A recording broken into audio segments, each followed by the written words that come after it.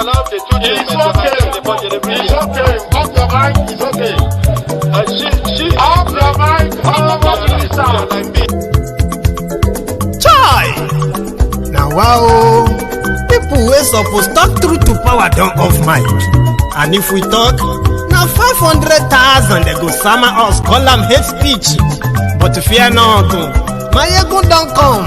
Him go torchlight every corner, nooks and cranny of all these bad people wey dey spoil our country.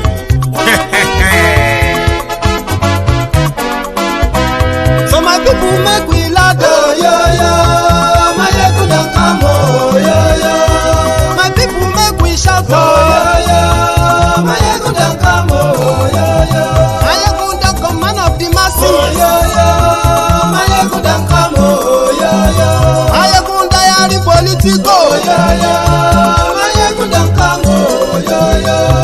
This one not dey off in mind, oh yo yo. Maiyegun don come, oh yo yo. Can in dey touchlight every corner, oh yo yo. Maiyegun don come, oh yo yo. Okay, some people be dey holla say dem want the power. Chai, dem be promise us say we go get light and power. Dem hustle sote they can't get the power. But now they know they do anything with the power.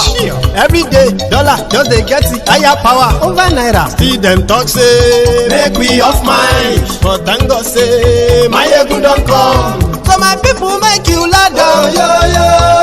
Maiyegun don come, oh yo yo. My people make we shout, oh yo yo. Maiyegun don come, oh yo yo. Maiyegun don come, man of the masses, oh yo yo. Maiyegun don come, oh yo yo. Maiyegun Diary Politico, oh yo yo. Maiyegun don come, oh yo yo. This one not dey off in mind, oh yo yo. Maiyegun don come, oh yo yo. Person wey dey do evil no one make person talk. Them say that Maiyegun, that man too dey talk. He too dey talk. Say Maiyegun Diary, he dey hot like pepper. But every day then they take money in bulk. Poor man pikin dey the street dey hawk. Still them talk say make we no talk. But thank God say Maiyegun don come. So my people make you laugh, oh yo yo. Maiyegun don come, oh yo yo.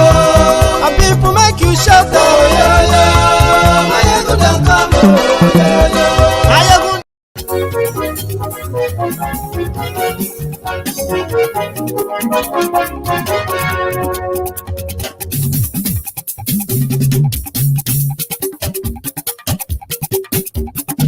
Hello there. Maiyegun Diary, Maiyegun number one. Maiyegun làwa mọ̀, làwọn tó dòdòdò. Maiyegun Diary, Maiyegun number one. Good morning to you, good afternoon to you, and good evening to you from wherever you are watching from. This is Maiyegun Live. Maiyegun Diary, Maiyegun number one. Gbogbo bó ṣe ń lọ ni Maiyegun já wa sí. Maiyegun Diary, Maiyegun number one. Àṣírí ọ̀jẹ̀lú kì í bò níbẹ̀ o. Maiyegun Diary, Maiyegun number one. Bó bá ṣe àní Maiyegun. Thank you so much for joining me once again. And you know what to do. Please share this broadcast. I mean, after you have read the caption of the broadcast, the description as well, please share the broadcast and invite your friends as well as your not so friendly friends. Kò sí lọ́rọ̀ Maiyegun. Maiyegun Diary, Maiyegun number one. Ẹ farabalẹ̀ ṣe o kẹ́gọ́rọ̀ lẹ́nu. Maiyegun Diary, Maiyegun number one. Yesterday, they were crowdfunding to pay ransom to terrorists. Today, the story has changed.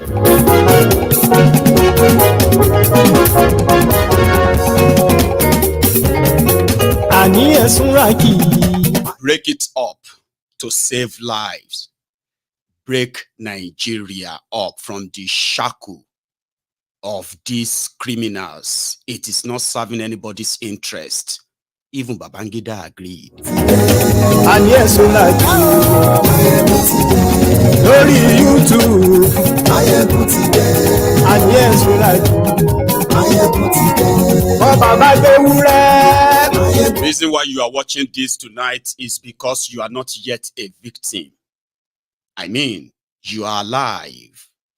And just like I said yesterday, we are all disasters waiting to happen.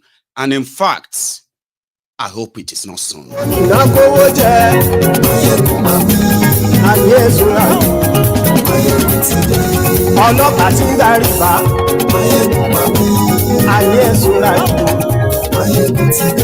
Aṣòfin tí ń rúfin o. Ayé ẹ̀sùnra jù.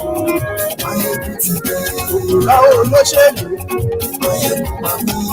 Ayé ẹ̀sùnra jù. Ọ̀jẹ̀lú ẹ̀sùnra jù. Ayé ẹ̀sùnra jù.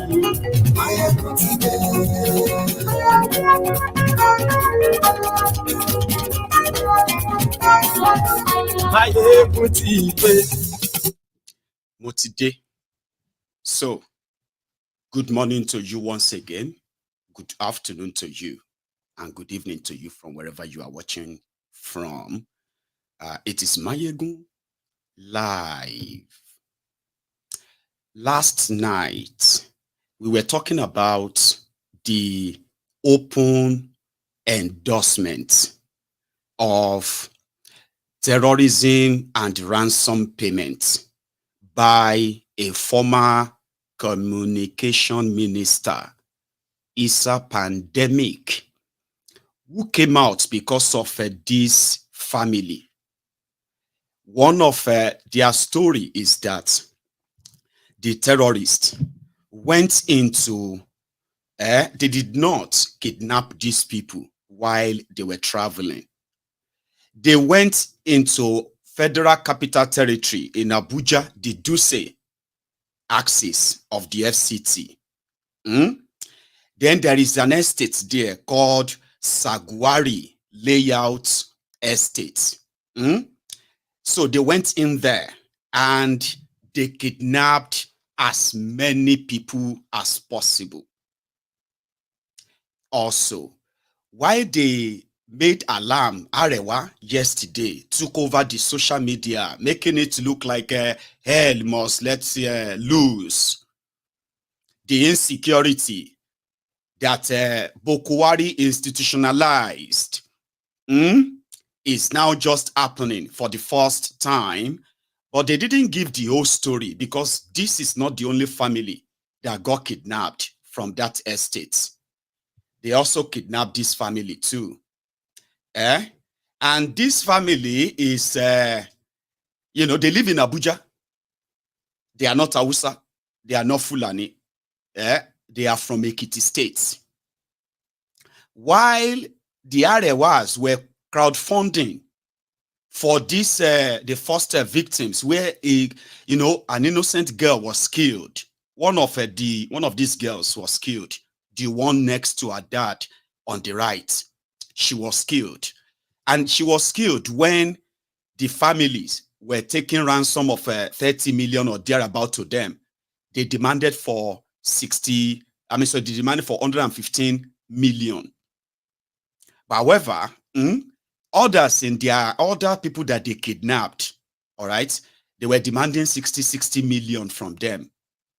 So when that family took their own ransom to go and pay them, they took the money and they told them to go to a particular part of that bush in Abuja, that's in Abuja, all right? And when they got there, they found the body of one of the girls.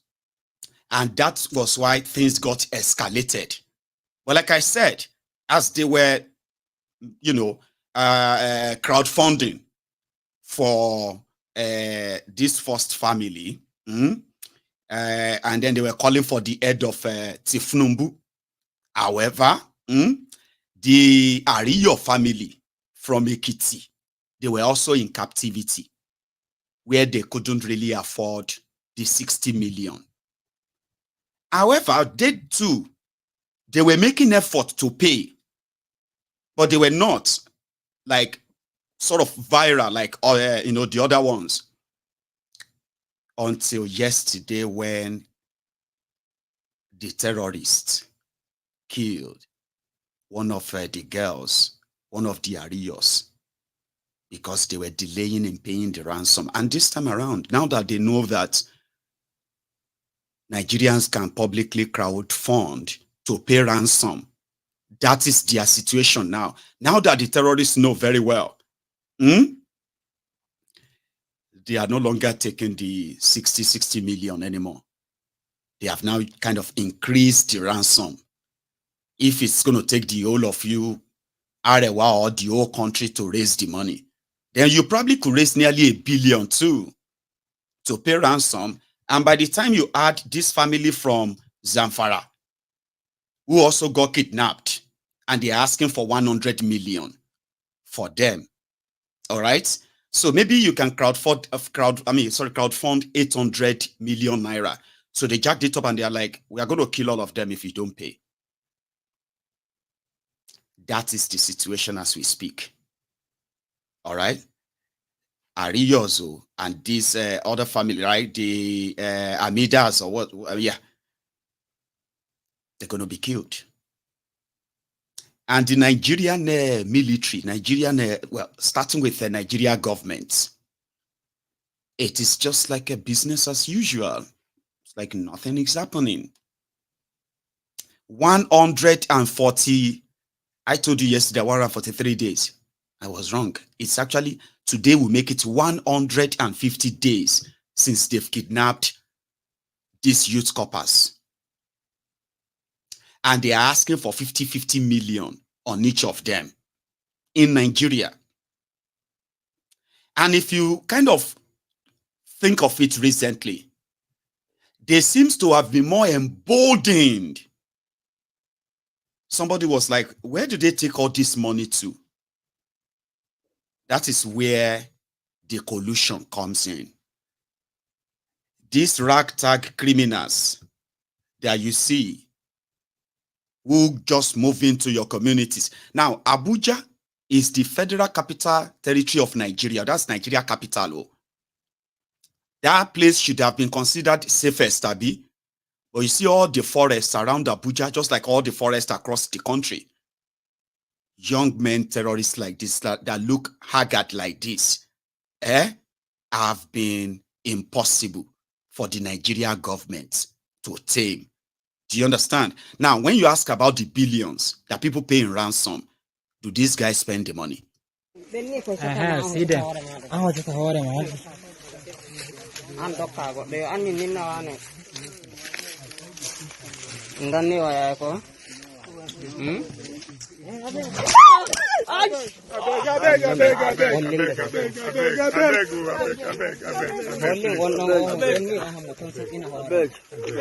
Mommy, see your picking. Show come. Mommy, see your picking. Let me. And you know the situation of Nigeria right now. There is nobody that cannot be kidnapped. Currently, they are already cooking the propaganda to distract you instead of facing the problem head on. All right? Propagandas like, oh, these kidnappers, all these Fulanis, all the Northerners, you know, like the way they cook it, right? To make it look like, oh, this is a conspiracy against the Funumbu's government. Remember, they are actually not really going after this terrorist per se. Here you get, they are playing defensive instead of playing offensive and rounding them up. These guys are existing not far away from the FCT. And just like other states as well, right? They are not far away from where they can be located and rounded up. So the action, the directive, the political will to make that happen will come from who you call your presidents. I mean, a lot of you should have possibly realized that by now. You cannot, what do you call it? You cannot elect Tifnumbu and expect a country that is functioning like Obama is the president. You know that stuff. You can't. The political will to actually really, you know, go after this terrorist is not there. And we all know the reason why. So there is nobody that cannot be kidnapped now. And you don't even have to travel anywhere. You don't have to go anywhere. You can be in your house with your family and they can break in and take you. And the negotiation will begin. And you may never live to tell the story. People said all security is local. People know their own communities better. Therefore, they can protect their communities better. But also, everyone remember that when people reacted, especially the Southerners, when we reacted, the political criminals from the South, for the first time, they felt it and they managed to kind of push something. We saw the reactions. And the reactions that came from the people who are who are currently protecting terrorists in the name of what? Because when people ask that, what exactly do these people want? And I ask, if you have not been paying attention, maybe you should now. The primary goal is to ensure that people were violently chased out of their lands and their communities and all that, pushed them into IDP camps, all right? And afterward, bring in the Fulani terrorists to occupy those spaces and give them government protection. What about the money for the ransom? That is where those who are running the gun runners in Nigeria, which are also those who are supposed to keep everyone safe, the security guys. They have become so compromised, infiltrated, that today in Nigeria, nobody is immune from being kidnapped, not even your politicians. Not even the politicians that are buying bulletproof cars and all of that. A lot of them are also going to fall victims of this. Some of them have chosen, especially from northern Nigeria, some of them have chosen not to go back to the north. And if they ever go back to their constituency, go back to their state, they just go to their state capitals. So you open your eyes, you allow the drug dealer, kleptomaniac, demented Kolu to be your president. And he's consolidating the power now. You understand? You allow that. You allow the man, whose tenure when he was governor of Borno State was when Nigeria was put on the map as a terrorist country. You allow that to fly. This is not all of you. I am talking to you if you are watching me from the Sharia North right now. You allowed a man that allowed school children to be kidnapped just for political gain. You allowed that to be your vice president. And today, you have the terrorists who will take anybody, anyone. And if they can't get money from you, then they kill you. If they get money from you, they kill you. And your government is like, we are doing everything to bring, on the one hand, they said, Tifnumbu's government has brought down the insecurity. That is not true. It is not true. And the fact that it is not true, even makes it worse. Because it simply means that they are giving themselves some credit of what they haven't done. People are still being kidnapped in a way that we have actually never seen before. It is like something is coming. Do you get that now? This is like where you can sit down and be like, something is coming. Something that is going to shake Nigeria to its foundation. And finally, you are going to witness, if it is not revolution, it's going to be a civil war. Write it down now as you are watching. It's not a wish. It's not, so you want Nigeria. Why, it's not me. I have told you this before. Nigeria is going to break up. All right? And when I say break up, number one, it will start from make everybody bear your own papa name. Last, everybody is going to go back to that regional system.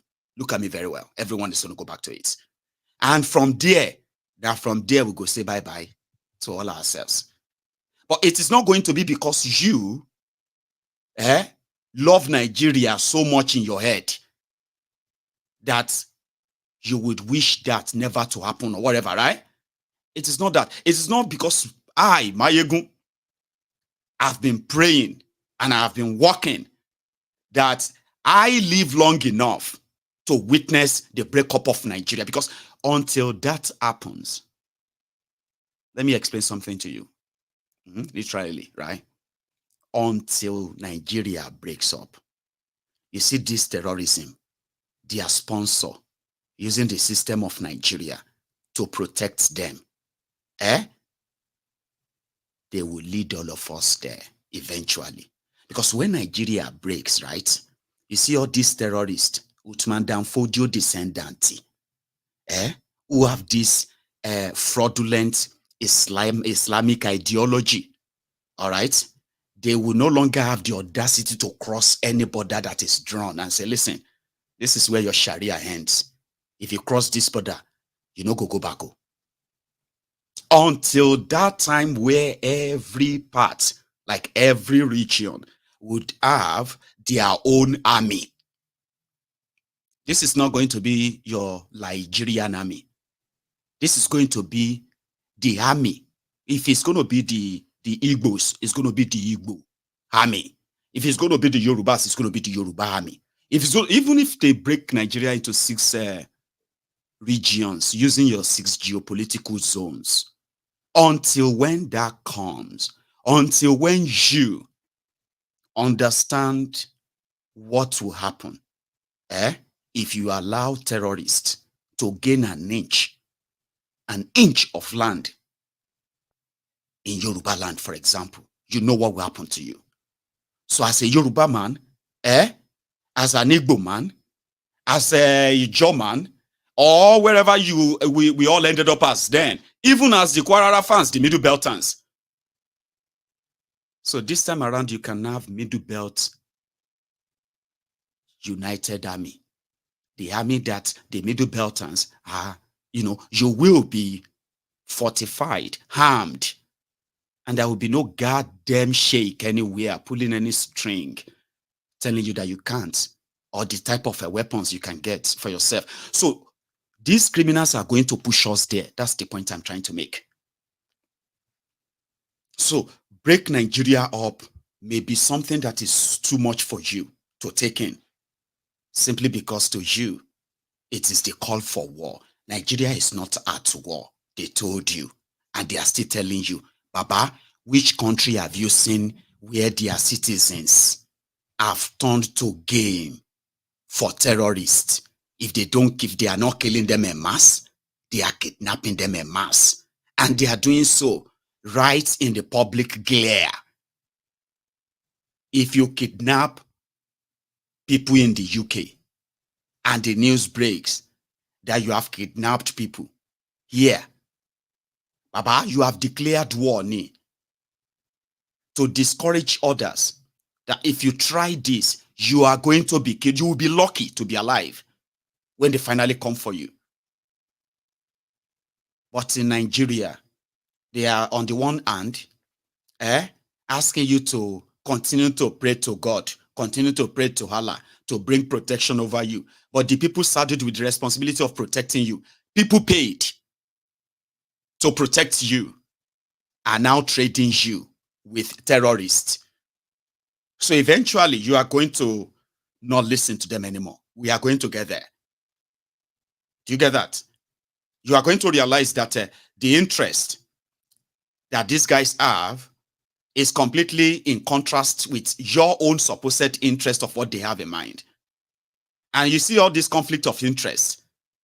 Nigeria is not at war. Nigeria is not at war. But people are dying every day in the hands of terrorists.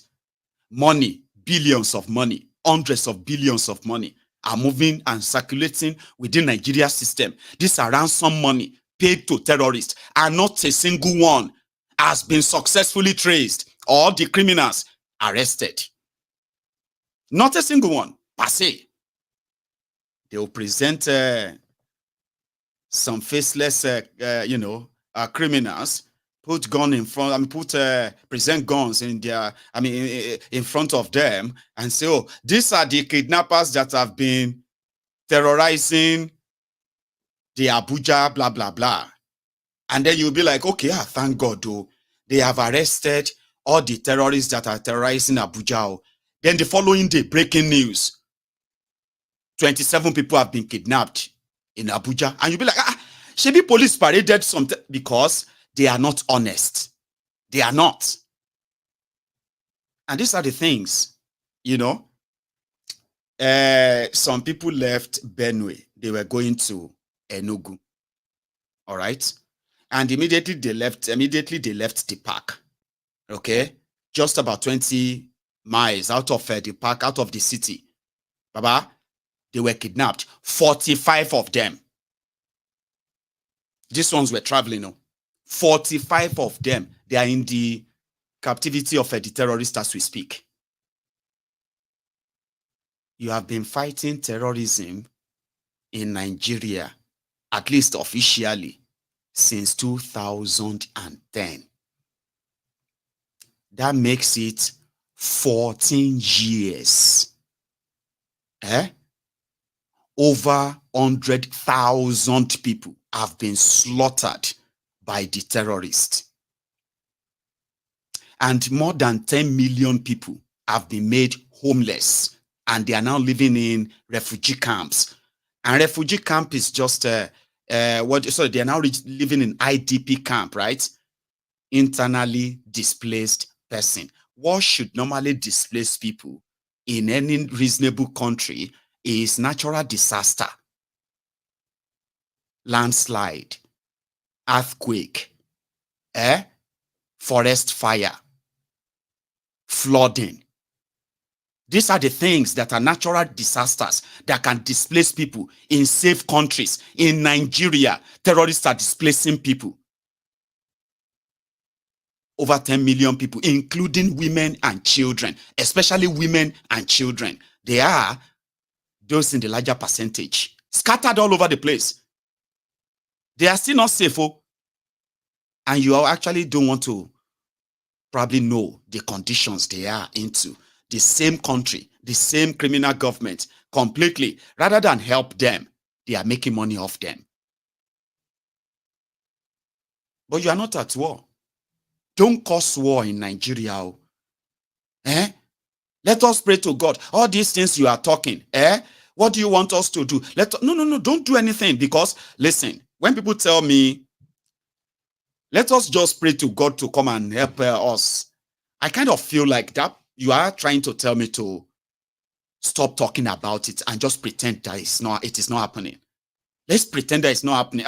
Must you talk about all these things like, let's just pretend it's not happening? Simply because at least you are not a victim yet. How do you know all this? How did you know all this?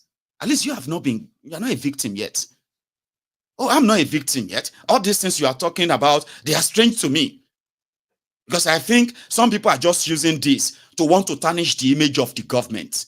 The government is trying. Let us just pray for the soldiers. Let's just, no. What is wrong with you?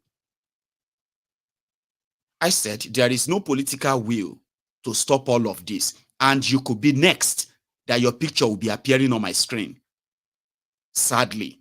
Yes, it could be you. It could be anybody closer to you.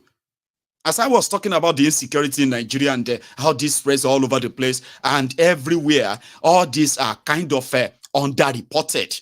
I was here when I received a call about a family member who got kidnapped. And they were negotiating for ransom. In Ijebu, Fulani terrorists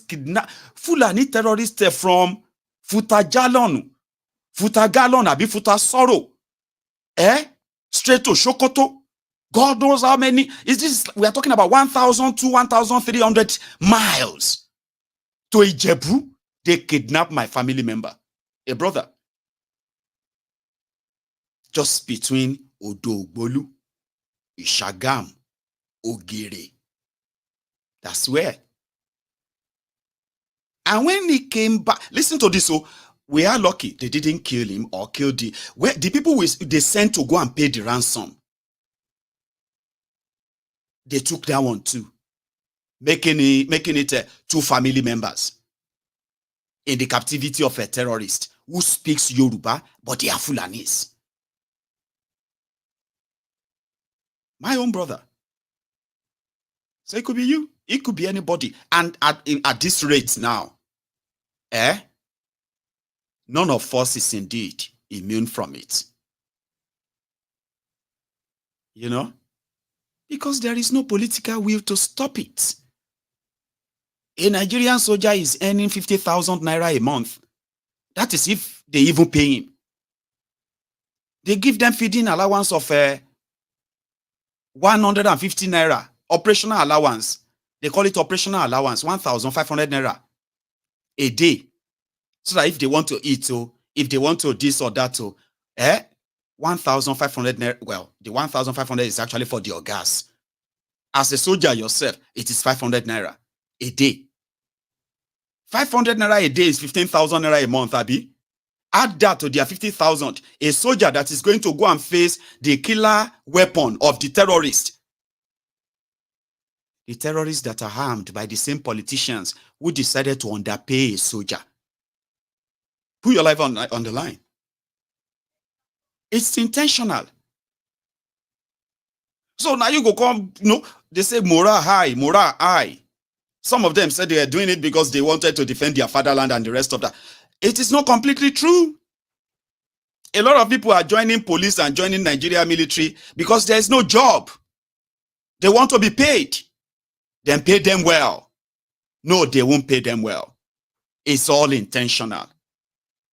So that,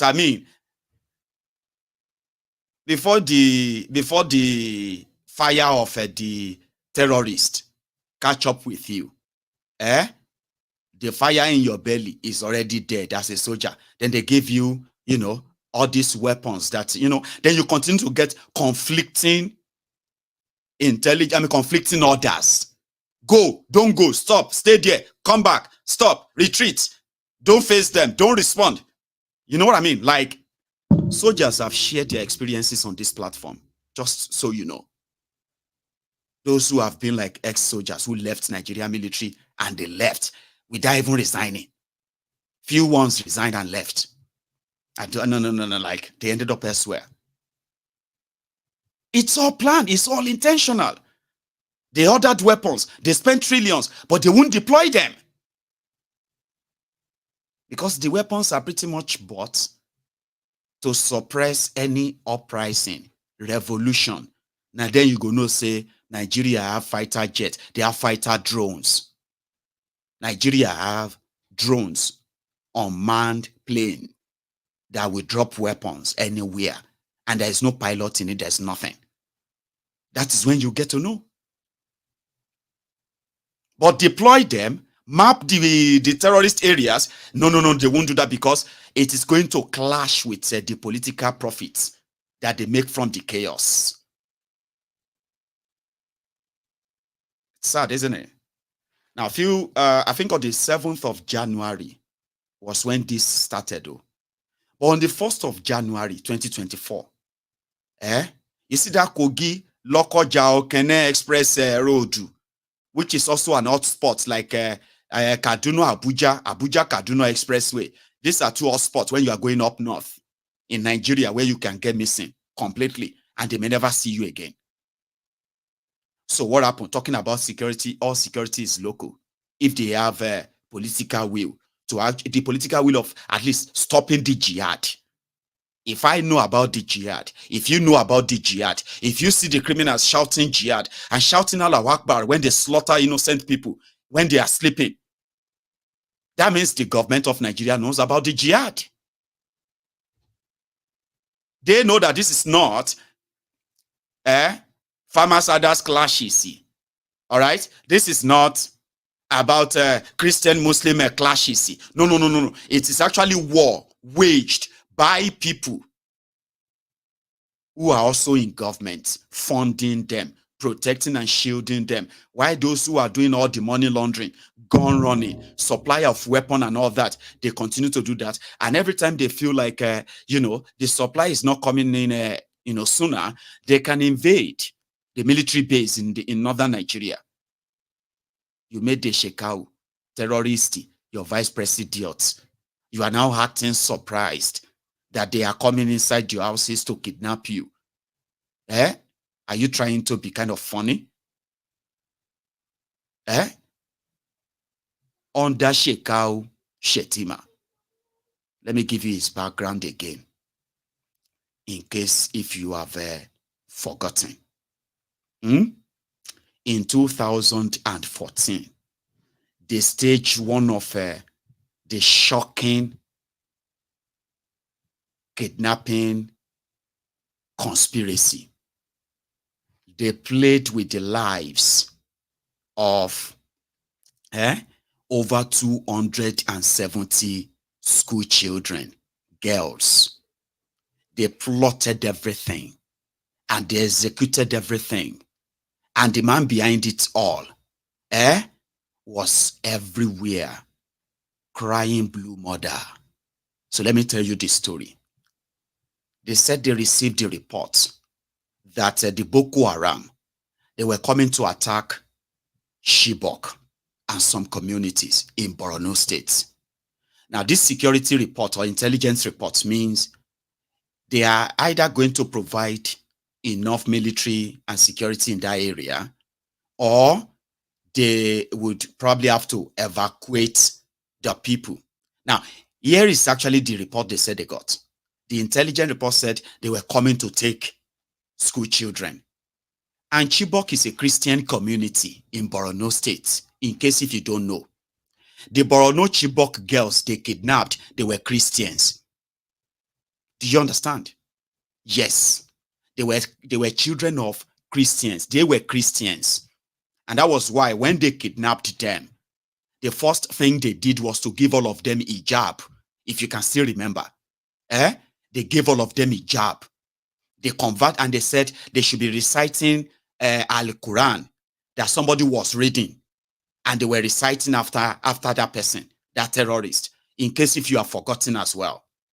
Now, kidnapping those school children, and the kind of misleading and mismanagement of information around the time to give time to the terrorists to settle down, divide the girls, and put them in different camps. Shitty man was involved. Strongly involved. How? The Wike came and they said, with these security reports, and we are trying to have, they were going to sit for their final exam for Wike. West African Examination Council, they call it Wike. And the security report came and they said they shouldn't hold it there. Guess who was the Minister of Education then, who wrote a letter to the then governor, shitty man? Wike. Wike was the Minister of Education under Goodluck Egbere Jolantan. He was the one who wrote the letter as the minister and said, listen, we would have to, number one, postpone the examination for this particular part of Borno State because of this security report. Or we would love to move all the schools in this axis, move them to the state capital. And by that is a Maiduguri. So that they can sit for the examination in the state capital. You know, Borno governor, shitty man, wrote back to Wike and said, no, the children and the schools will be safe. We are already providing security for them. We cannot postpone the examination, and it will be too expensive for their parents to move them to state capital to go and sit for the examination. So that was the end of it. A week later, Boko Haram struck. And guess what happened? You know how they played the entire country that time, yeah? As Boko Haram kidnapped those school children, breaking news, over 200 school children have been kidnapped in Nigeria because it was already planned. The news and the content of what they are going to release to international media, they've released them. So they said immediately that news got to Egbere Jolantan. They called the governor. Now, before then, they said the governor now told the parent it is safe to bring their children into the schools. While the children were in their dormitory, the principal of the school, whose child she's a woman, whose child was supposed to also be in that school that day, because our own child was also sitting for the examination, she withdrew her own children that particular day. So when the terrorists came and took all the girls, all right, they killed 5 of them and injured some who broke their legs because there are so many. However, they successfully, and then some jumped down, according to those who escaped. Some jumped down from the trucks they used in taking all of them. Okay, some jumped down and they call it like they escaped. Now, why that was going on? Breaking news: they have Boko Haram have kidnapped over 200 school children in Chibok. How is that even possible? People started doing analysis like how many trucks is it going to take them to move all those children undetected? It's impossible. How many terrorists will actually carry out the operation? Yeah, to now be able to now add over 270 children, girls with them and still move undetected. So while people were doing those analysis, back and forth and the rest of that, yeah, they just broke the news again. They have been found. Breaking news. The Chibok girls have been found. All of them have been found. And the terrorists are on the run. I won't forget that period. I will never forget that period. It was the moment of Laya Muhammad. So everybody just felt like, okay, good. They have found them. How is that even possible? How can you take, that? Baba, that is where the story began. No?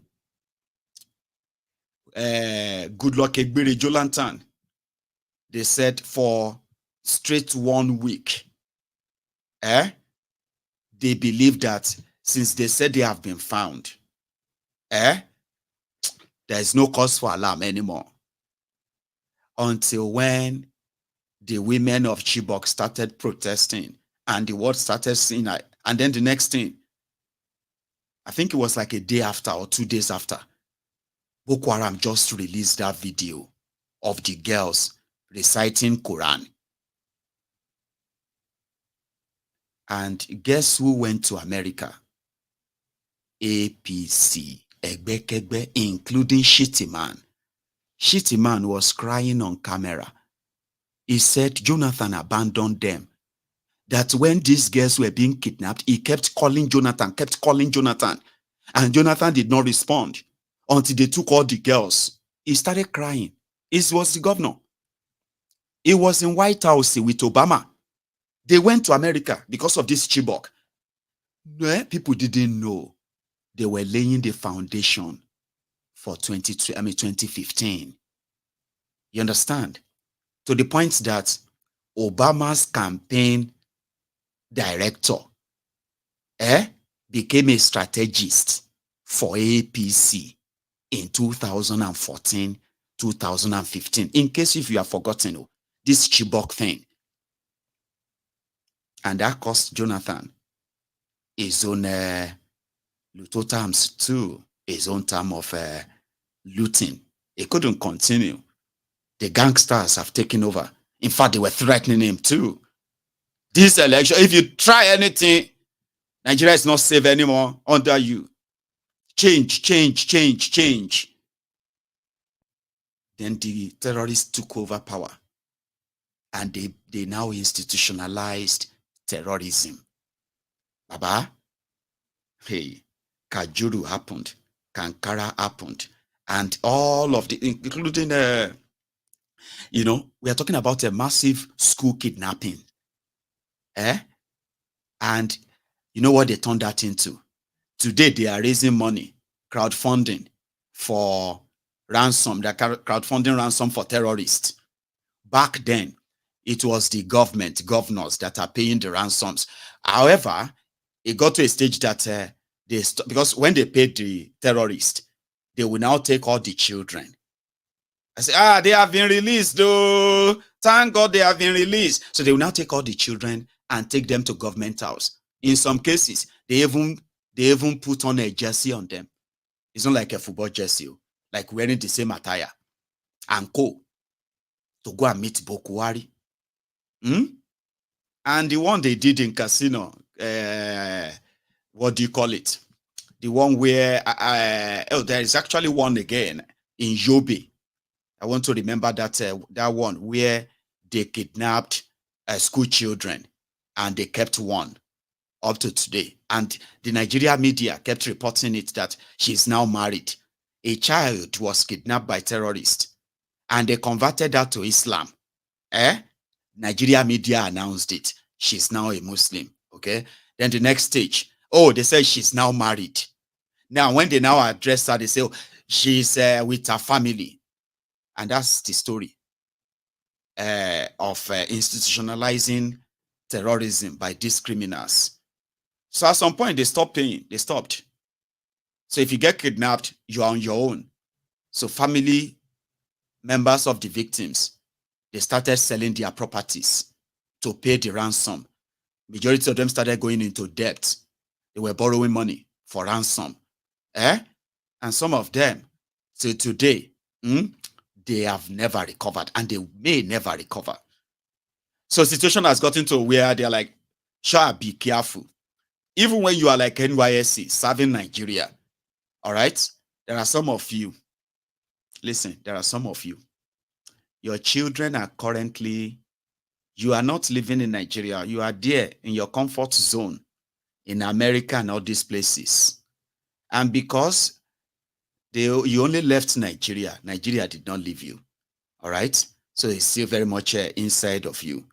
And somehow you are planning to send once your child is like finished the uni, you are going to send him or her, you're going to send them to Nigeria to go and do NYSC, to go and serve Nigeria.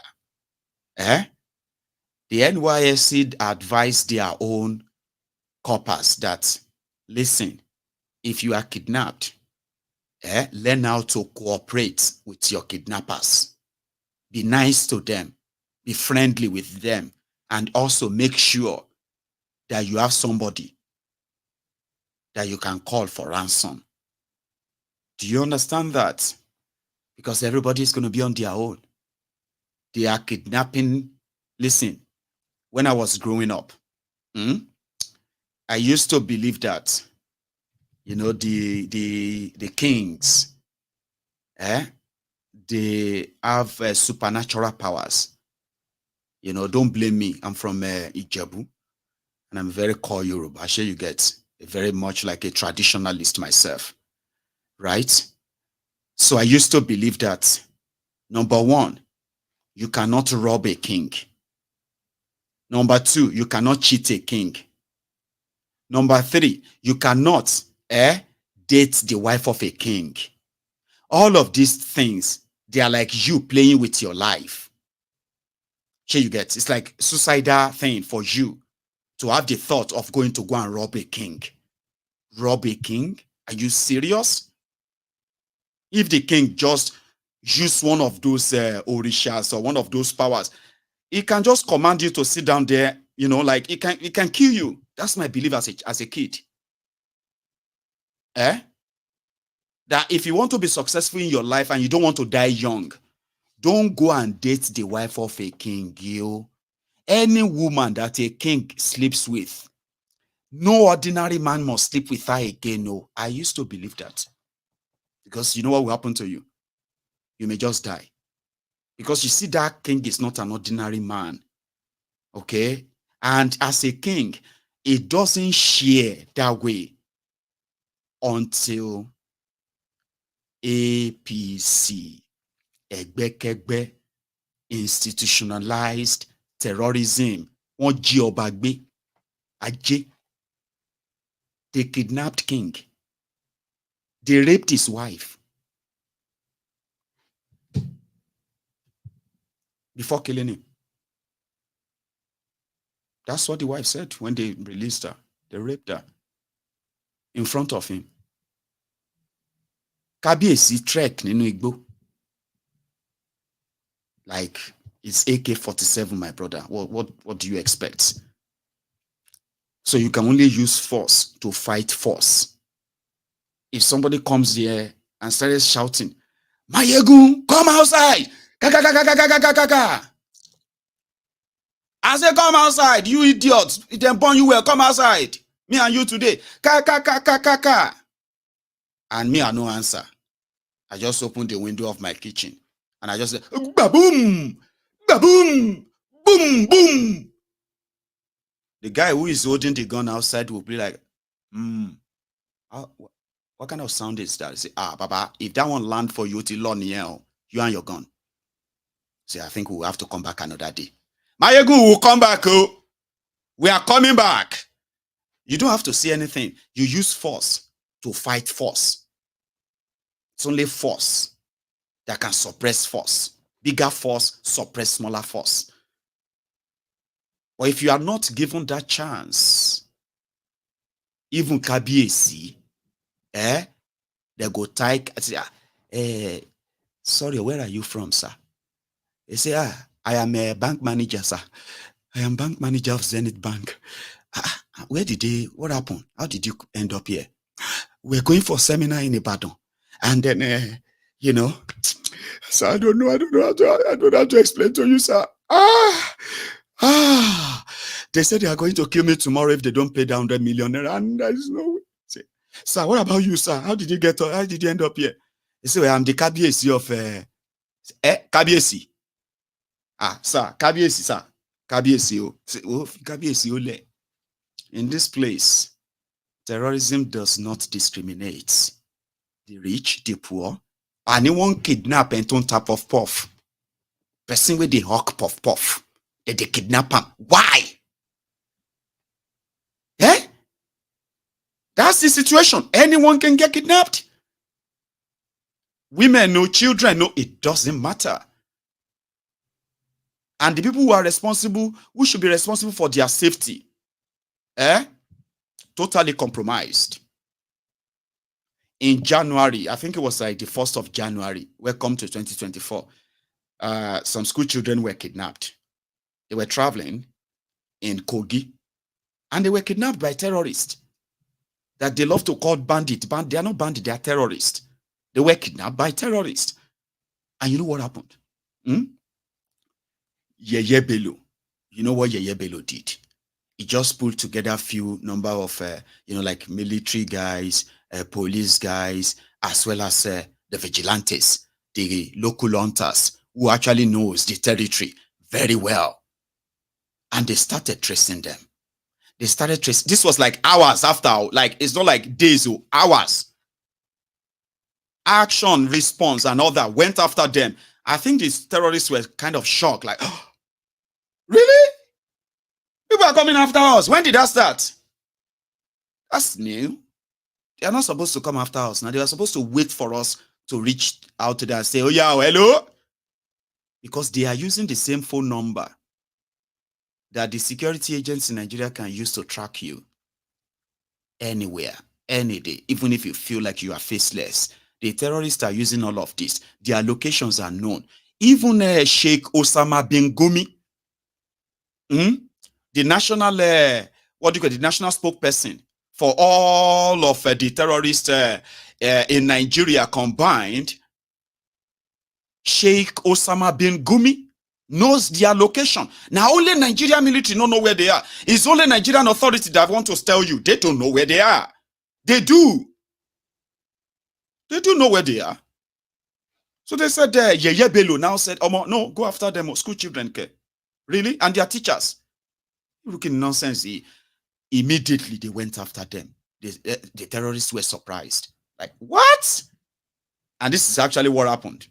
I think I have that on. Yeah, here. Kuchiga barzwa.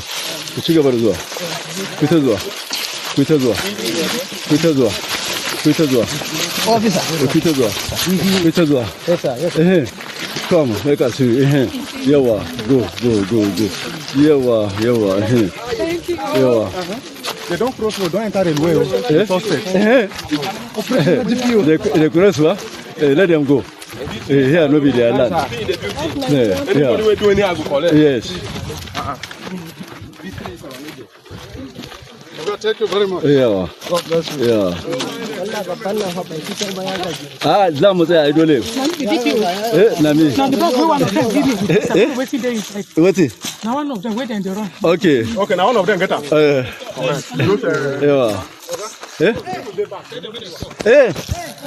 They should stop.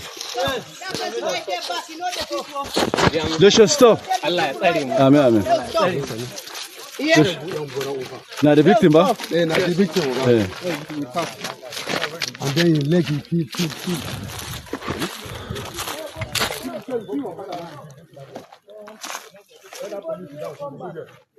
Hassan mani sigari.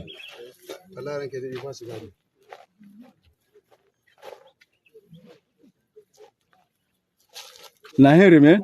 Yes, sir. Okay, two of them. Remain. What of yellow?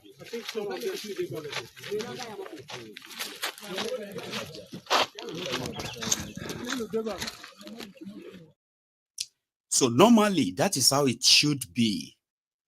Remember what I told you? I said, when you see them do it right, you cannot say because I don't like them, that would then denying them the right thing done, life saved, when actions are prompt, which is what we are talking about. Inefficiency and then, the incompetency you are witnessing from your government in Nigeria is intentional. When they act, because that's how it should be. You shouldn't be waiting for military, calling military or whatever. No. Each community should be armed enough with licensed, machine guns, automatic rifles, right? For them to return fire when the terrorist ever approaches them, even in the middle of the night. When you do that, they always run away. See, me, I have found out. Ask the Middle Beltans. They will tell you. The Fulani terrorists, acting as macho men here and there, they are a bunch of cowards. So, they are cowards. They do not come during the day. Like as many as they always kind of move on their bikes and all that. They do not approach any community that is alive. They always approach and attack communities that are asleep. And remember, not because these communities are really armed to defend themselves per se, but it would have been kind of a, face-to-face fight when the caravan or the cavalry approaches of the terrorists, when they approach, the people can easily protect the women and children, and those who are going to stand to defend their communities will stand. And indeed, you can call that a clash. Because then you can easily know that the terrorists are also going to die. Now, imagine if you now allow communities to arm themselves. What is really wrong with these criminals? The Nigerian military, the Nigerian soldiers are already compromised, right? They are underpaid as well. And they are also inefficient. They cannot be everywhere. You know that. The communities knows their communities very well. They know the route in and out as well. They know themselves as well. And if they see strange faces and strange movement in their forest, they can alert themselves when they are properly armed. Not only that they will be waiting to kind of play defense, they can actually go after the terrorists in their communities before they hatch any real plan. This is a solution that you and I can agree, Abi. But the problem is that who happen to be the person to do it? Those who should, who have been given the sovereignty, stolen or not, right? They are those who should have the political will to do it. Mr. Strategist, I don't want to release out my strategy now. Baba, they are now kidnapping you from your homes. Baba, I don't want to sit here and reveal all my strategy.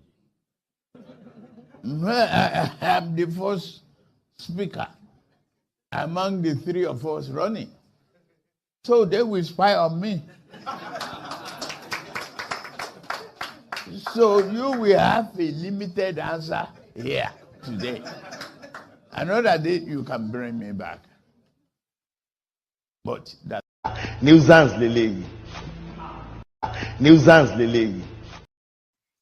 Now to those of you, the Ronukus, and those of you, the jihadist Arewanistans, this is not all Arewa, because I don't want to believe that all Arewa are the same in a way, but their ideology push out there is pretty much like those jihadists with that jihadist mentality. They are in the majority until you prove otherwise. Until you prove otherwise. Okay. However, Arewanistans, as well as the Ronukus, una go enter una self soon. Okay? Because now una want this Ojo Pagogo as your president. And it is going to be very, very much like an hypocrisy. And you will be an hypocrite if you begin to now ask some people who have no authority to order anything or even help you to speak up. Somebody asked Peter Obi in London, I think. I'm not sure if it's in London, but it's quite outside Nigeria. That Peter Obi, all these your beautiful ideas, all this your this blah blah blah blah. Now, if after the election, Tifnumbu or you did not win, so Tifnumbu is the winner and is the president, and he now calls you to come and work with him to share this idea in order to move Nigeria forward. You know what Peter Obi told them, the audience? It was like, listen, guys, this complacency, I know it's a big word, Abi, but I'll tell you what I believe it means, okay? Complacency, like, you know, but everything is going to be fine if all of us can work together, even though incompetent criminals are those who are going to make the decisions. At least all it needs is that let's give them advice. Let's give them opinion and the rest of that, right? You will choose something bad. You even kill people for it. Some of you are still hating other people because of this Tifnumbu. Now that he is already toting Boju Nije one by one, that you are going to possibly face yourself soon. The Arewanistans, jihadisti, and the Lagos Abobakus, the Ronukusi, Ronu Nazis. Una go face una self and tear into una self soon. You are asking Peter Obi, what will Peter Obi do? What Kiniko will do? Alaye, you gave your plane to a bus conductor and you told a pilot to go away. You don't want him. Then after you gave the plane to a bus conductor, the bus conductor cannot fly the plane, but you want the pilot to sit next to him and be telling him how to fly it. You spent your energy, your time, your everything in order to make this Tifnumbu your president. Now you are asking dumb questions, asking others. In fact, you are about to start blaming them that all these kidnappings must be from the opposition. You understand? But this was how Obi kind of responded when they asked him. I still have the video. This was before their Charade election, by the way. My name is Umuru Ibrahim. I work for Triumph newspaper based in Kano. And I want to say that whoever listens to you objectively, we agree that you actually have something to offer, no doubt about that. But since politics, 1 + 1 in politics does not give you 1. Sometimes it can give you 11 or even 100. If for whatever happens, you don't win this election, and whoever emerges, extend invitation to you to serve, to enable you to implement these brilliant ideas in the interest of Nigerians. We do welcome the idea. Thank you very much. Well, let me tell you the problem of Nigeria. Let me tell you the problem of Nigeria. There's nothing called 1-to-1 11 in politics. That's actually the problem of Nigeria.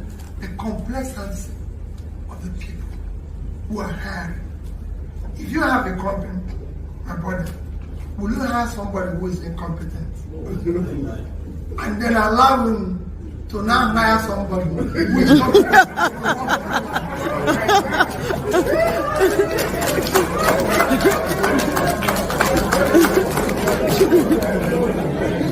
So this is the problem. You don't go and get a conductor and say the conductor should be driving. Let the driver be at the back and advising him.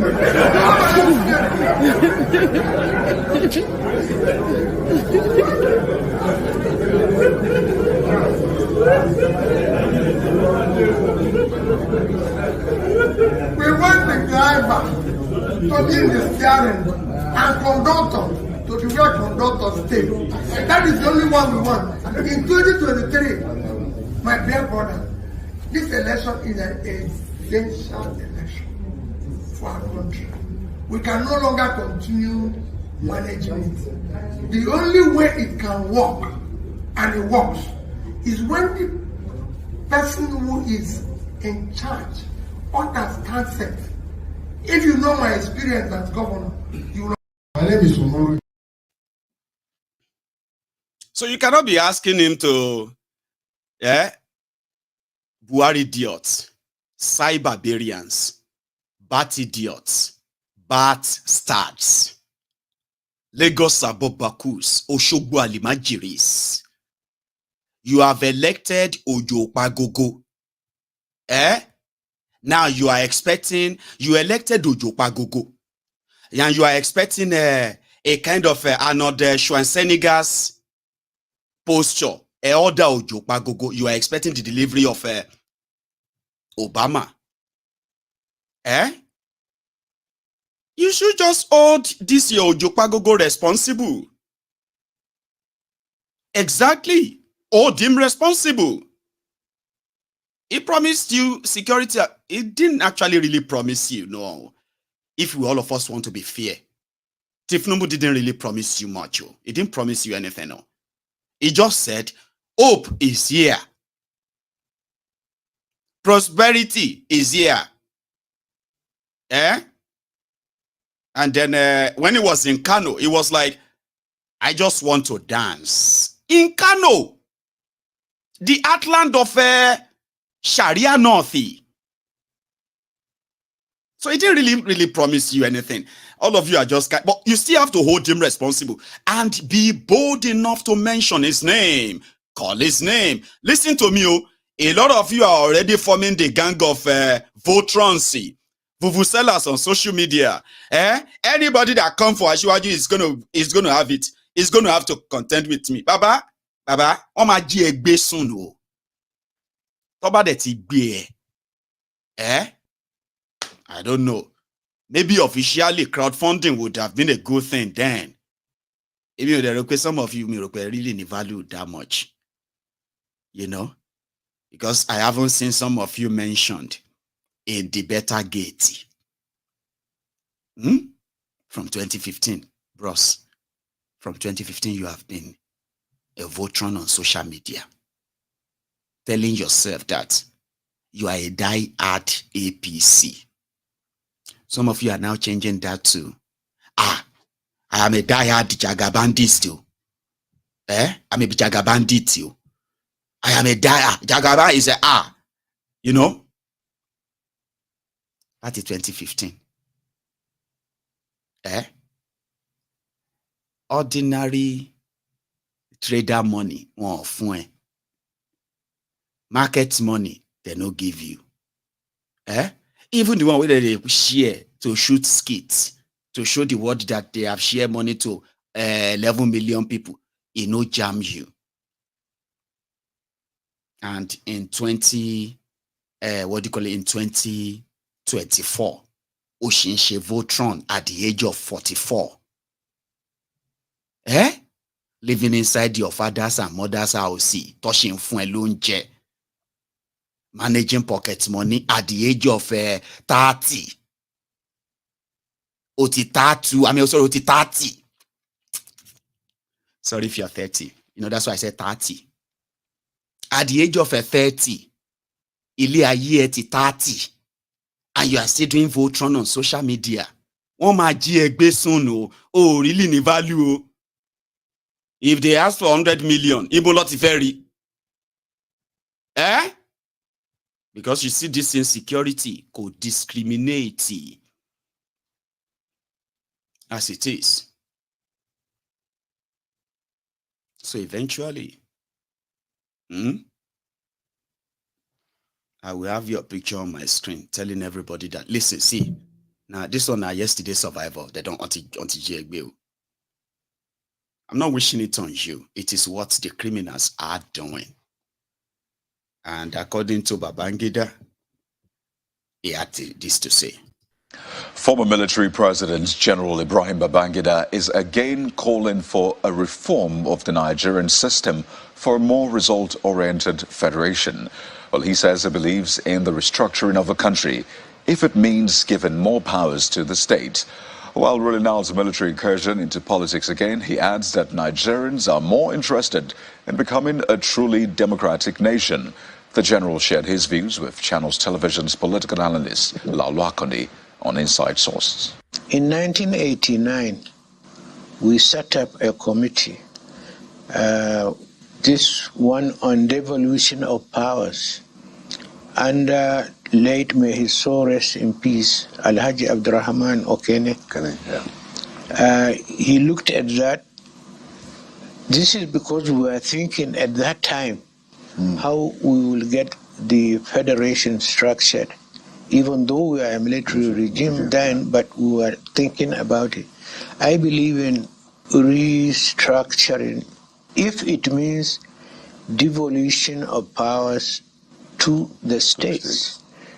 To give them more powers, and that means that you are going to give them more resources to run their own affairs, so that we run a federal government the way federal federation is run all over the world. Yeah, so far we've not, in my view, and this is my personal view, General, so far we've not managed to do a good job of running that federal system. There seems to be a lot of a unitary mentality. And many people think that was because of the incursion of military into politics. What's your take on that? I think that's one of the effects of the aberration of the military regime. If it tampered with the democratic process, such things happen. But I believe that it wouldn't appear. It wouldn't happen again. Because the Nigerians are becoming more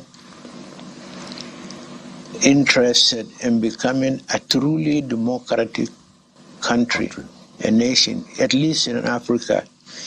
And such things will not, I don't think it will happen. I put the question to you, sir. What kind of structure do you think is ideal for Nigeria politically? Well, politically, if you recall, you must be a very young man by that time. But if you call in about immediately after the independence, Nigeria tended to gravitate towards two political party system. The number of parties you have, they later come back, form coalition, so as to gain power and so on. So it happened in the First Republic, it happens in the Second Republic, and it showed itself again in Third, and even the current Republic is that gravitation. So two-party, to us at that time, we believe Nigerians are capable of running two-party system. And it saves you a lot of wahala, no rancor.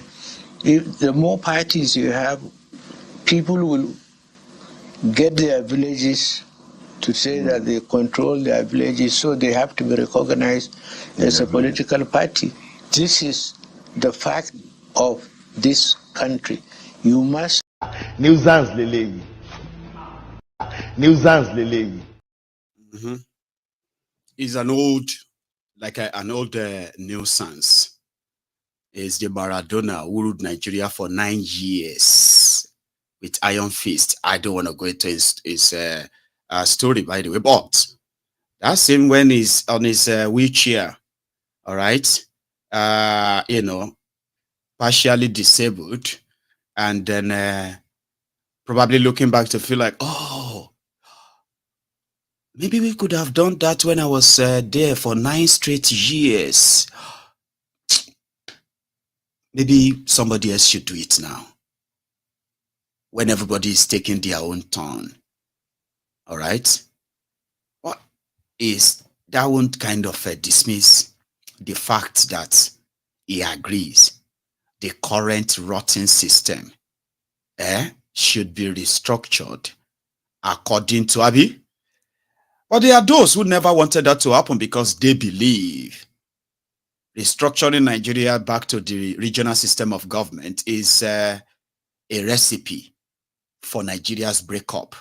And they believe northern Nigeria will not survive without the rest of Nigeria. Even though the northern Nigeria keeps telling the rest of Nigeria that you cannot survive without us. I say, no, yeah, dear us. Let's break up Nigeria and see if we are not going to build a fence or build a wall. Yeah, build that wall, build that wall, build that wall. You will see everybody armed like commandos waiting for the Fulani terrorists to try and cross the border. Yes, now. Because what we have right now in Nigeria, tell your children, is called the clash of civilization. There are people who still believe that their ancestors, they are the owners of the rest of the place called Nigeria today. And one day, sooner or later, it may take 1 year, it may take 100 years, it may take 1,000 years. They will one day control every space called Nigeria today, because that is their destiny. Do you see that? You know, it's something that you're going to hear and be like, are you mad? No, you're mad, right? Come on, tell me, you're mad, right? So does that mean that you consider me an infidel, a filth, something that must not be touched? And the only way you can help me is to ease me off my body and all of that is what? Is to wipe me out of this surface of the earth. And that is your dream. Civilization, normally you'll be like, man, that should have been a story from 1600. No, this is 2024. There are those who still believe that. Using the modern takia to try to make everybody kind of relax or come here or gaslight you if you're not going to relax.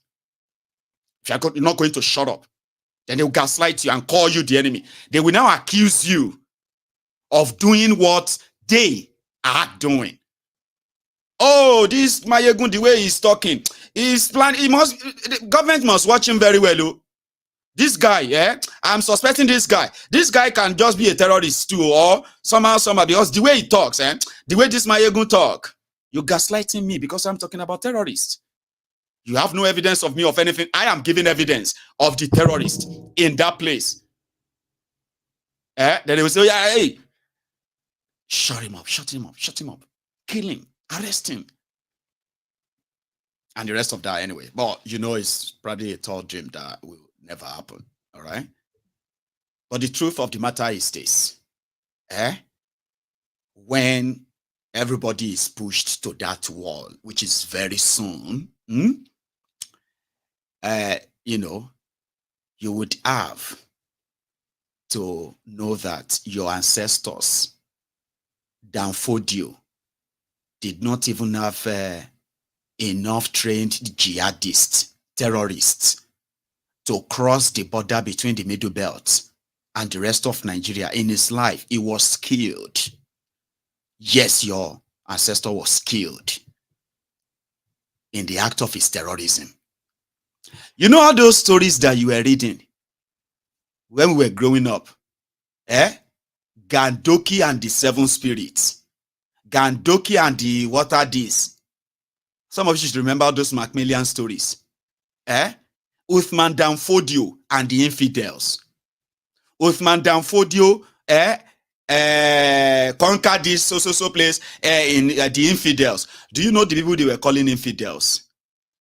Primarily, they were the Hausas. They believed that the Hausas, they did not know God. They were barbarians. They were, ritualists. They don't follow Allah. So Uthman Danfodio,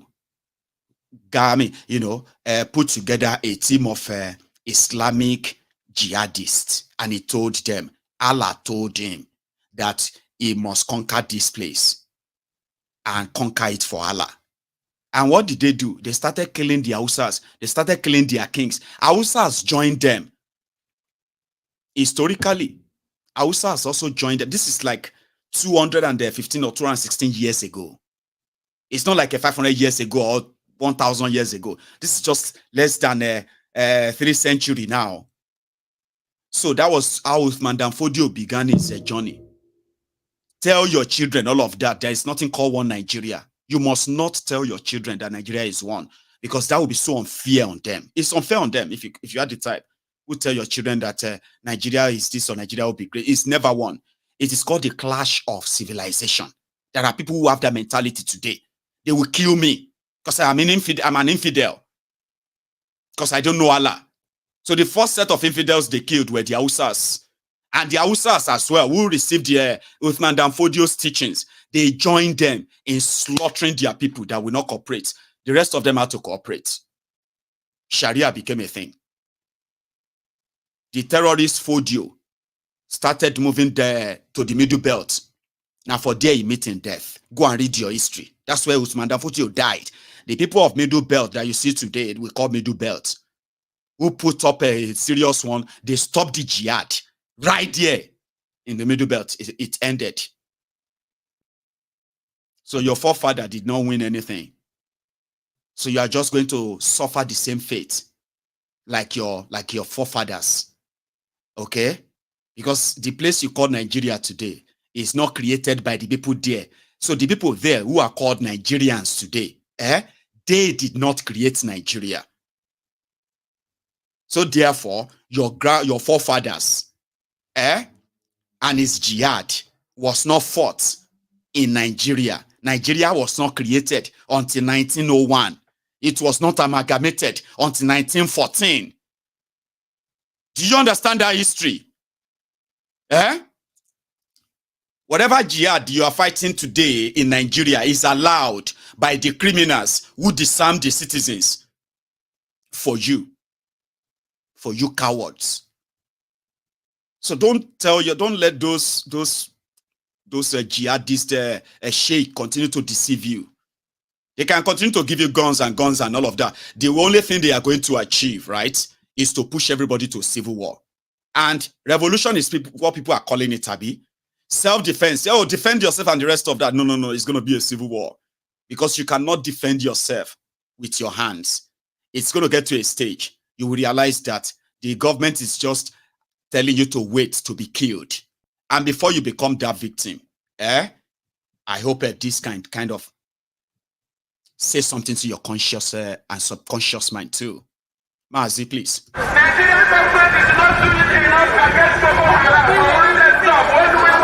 name is Nnamdi. And the reason why we're here today is to protest the killing of innocent women and children, and men for that matter, all over Nigeria, especially in the northern part of Nigeria. We are not happy. We are not pleased with what is happening. And that is why we're here today.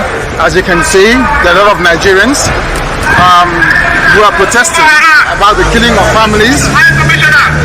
People who are determined to tear the country apart violently, and it is not something that we support. It is not something that we would like to see continue, and we are here today to send a clear message to the Nigerian government through the High Commissioner that what is happening in the country is unacceptable, and we cannot accept it. If that continues, it will lead to the violent disintegration of the country. There will be no more Nigeria for anyone to go to. There will be no Nigeria for anyone to refer to. In fact, what is happening in Somalia today will be like a tea party. So we cannot allow this nonsense to continue. Something has to be done. And the consequences of the actions of terrorism in Nigeria must be driven home to the people, so that even the terrorists themselves will be able to understand that there is no mileage in where they're going. The only thing they can accomplish is the breakup of Nigeria. If they think that they can cower people, if they think they can force people to be coerced into a religion which is not theirs, then they are clearly mistaken. We are asking for peace. We are asking for people to get together. We are asking for everybody who loves Nigeria, who is associated with that country, to please prevail upon terrorism in Nigeria so we can bring it to an end. That is why a multitude of Nigerians are gathered here today. Those of us in the UK are determined to work with the government for peace. We are determined to work with the Council Committee for peace. The one thing we cannot stomach is a repeat of 1966. What is happening today in Nigeria was the reason why Nigeria fought a bitter civil war for 3 years between 1967 and 1970. If this continues, there will be another civil war in Nigeria. And this time around, no place will be safe in Nigeria. This time around, nobody will be safe in Nigeria. So it is imperative that everybody who has the interest of the country at heart acts now and immediately to stop this nonsense from continuing. That's what that innocent man said. And they said, you know, give us Barnabas and kill Jesus. Kill him, jail him, and all of that stuff. And some of you are still feeling same today, even though you are now even more in danger. This was 10 years or 11 years ago. That was a long time. When the terrorism started, I told you, 14 years ago. That's Mazen Namdekanu, 12 years ago. But today, the Fulani terrorists in power kidnapped him and locked him up. And you are living off the stories they told you. While those who continue to harm you, harm your family, I mean, without considering whether you are a Christian or a Muslim, or whether you are a Northerner or a Southerner, it doesn't matter. They don't discriminate per se. The man they told you was dangerous. Who told you the danger that is upon you? Is locked up. And the terrorists, they told you that people were just trying to exaggerate. Today, they are no longer waiting for you on the road. They come straight into your houses and take you. And guess what? Help cannot help you. That is the situation you are in now, isn't it? And some of them are calling out. Thank you very much, by the way, for that a better update. They said Uthman Danfodio and his jihad was stopped on the valley of Benue. No wonder. You see that valley in Plateau? The Plateau valleys and then the Benue valleys. They remind the Fulani terrorists of their defeats. And no wonder that they want all the descendants of those people to be disarmed, for them to be slaughtered in their sleep. I told you they are cowards. They only attack villages at night. Cowards. They brag of all different weapons. They only attack people at night when you could barely get help. Okay? And most of their attacks, especially on large communities, they are coordinated. Those you are going to call for help, they are not coming. They are aware of the attacks. They will see those of you who survive tomorrow. And if you don't survive, sorry. They know about the attack and they are not coming. It's unfortunate, isn't it? It is. And like I told you, nobody is immune from being kidnapped now. Because your family members are there in Nigeria right now. Some of you don't even know. Me, myself, I don't know where some of my family members have been to in the last 7 days. Do you? At least we were talking about family yesterday. And it was about how do you ignore your own family simply because you wanted them to react to and join forces with other people to fight for better lives in their own country. And you know that conversation yesterday. But a lot of you here watching me right now, if I ask you, do you know where 1, 2, 3, 4, 5 of your immediate family members, where they have been in the last 7 days? You do not know. You just know that at least nobody has called you. that somebody is missing, or somebody has been kidnapped, or somebody has been killed. And therefore, you assume that they are fine. So when people were like, I remember when I used to tell people then that this terrorism is not a northern problem. It has now become a Nigeria problem. This was about 8 years ago. This was after 6 months of Bukwari, and I could tell easily that hey, Nigeria is in for a long ride. They are in it. Shall you understand now? 8 years ago. Man. Anyway, where I'm going to go next is this. I saw some students, I'm coming back, because like I said, that anybody can be kidnapped now. And it can happen to any of us anytime. It is one of my most dreaded feelings ever. I don't know about you. You know, it used to be you don't want an emergency, medical emergency, where they will say your family member needs this or that, and then you have to run around and go and source for money and all that. Almost the emergency that is in Nigeria today is beyond what you can say.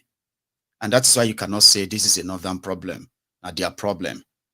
8 years ago, I said it's not a northern problem. That you see this thing you call northern problem is going to become Nigeria problem. And everybody from every part of Nigeria is going to kind of feel it. Some people felt like, okay, are you wishing it or not? No, I'm not. The system intentionally wanted it that way. And the more they allow it, the stronger it becomes. It has now become an institution now. And they still don't have any plan, political will to stop them. So I can tell you what's going to happen in the next 4 or 5 years. Just by watching them do the same thing that they are doing. And you allowing them. Because you believe in God. God will intercede for them. Stop cursing them. Stop criticizing them. Let us just pray for them. You know, sometimes this thing is not easy. And you tell yourself all of that until you become a victim. Now, when you become a victim, and then you realize that you have been defending nonsense. Nonsense that has put your life, the life of your loved ones, the life of your family and all that in danger. And the only way out of the danger is to what? Hold them responsible. Before they kill you, use your head. I don't want to use the other word. I saw some students who were like angry because January was when they were promised student loan. And I told you this before. It is very much easier to become Nigeria president than to get the student loan with the way they structured it. Some of you felt like I was just a bad belly. I'm not a bad belly. Even if my belly is bad, it has no influence on what these guys are doing to you, the evil they are doing to you, their plans and all of that, and then acting like, oh, then we've brought another solution. Don't worry, that another solution is coming up. Because if your own good belly, at least, let's assume that you don't like me as APC, as a bastard, as a bad start. Let's say you don't like me, okay? Which is fine. It's completely okay. Completely fine with me. Sorry, by me, I am all right with it. Okay? So my belly is bad. You this bad belly, fine. What happened to your own good belly? Is it not with good belly? That you supported Emilokon and here you are today. What happened to your good belly? Could your good belly not influence them to do good enough that they will make positive impact on your life, so that somebody like Maiyegun will no longer be able to be blabbing his mouth? Have you ever thought about that? Like, I'm like kind of, right?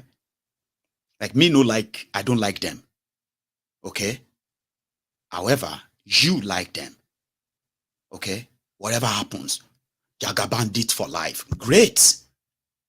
But you are complaining about you believe that my bad belly is the reason why your dollar, Naira, has crashed and become a tissue paper today. Is it because of my bad belly that you are buying a liter of petrol at over 600 Naira per liter and very soon 900 Naira per liter? Is it because of my bad belly that, where is that lady? Better Gatey spend 3 billion Naira to investigate the your register where they are sharing money to all of you? Is it because of my bad belly that Nigeria has not been able to generate electricity, distribute the electricity, at least give you 24 hours electricity? Is it because of my bad belly that you cannot afford, apart from the fact that you cannot afford medical care, the care is not even available? Is it because of my bad belly that they destroyed your economy? They told you inflation is 28.9%. You dumbo believe them. But yet, everything you go out there to buy, they have all increased by over 200, 300, 400, even as much as 800% increase. That is the true figure of inflation. Is that all because of my bad belly? What happened to your own good belly? I've been an empty belly. You are open on them with empty stomachs, empty belly. And empty belly is empty. Therefore, every promise given to you that you use empty belly to support, they are empty promises. Banger. Somebody said that's a hit line. Because that's what I would say. Student loan, January 2024. Today is the 15th of January. By the time you are watching this replay, it could be the 16th, the 17th, the 18th, and maybe even February. Now, if we ask them again, where is the student loan? At least they have increased your school fees. January is when you begin to pay school fees, is it not? Because I have seen some students protesting because they have increased their school fees. Ronu Nazis, trust me, but unfortunately, you cannot shame the shameless.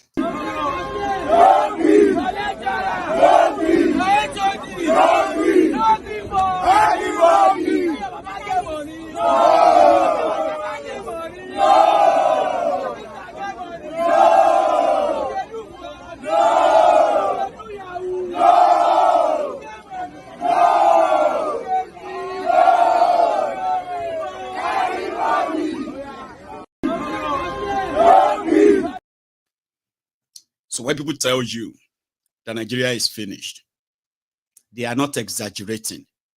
Nigeria is a disaster waiting to happen. The world will hear about Nigeria's explosion. Hello. They caught a few guys with their vessel in Delta States with 200,000 barrels of crude oil. Stolen crude oil, they didn't buy it. In Delta States. When they were interviewing them, their leader said, sorry, we didn't know that it was crude oil that we are carrying, you know. We thought we were carrying what are you carrying? What do you think you are carrying? Water.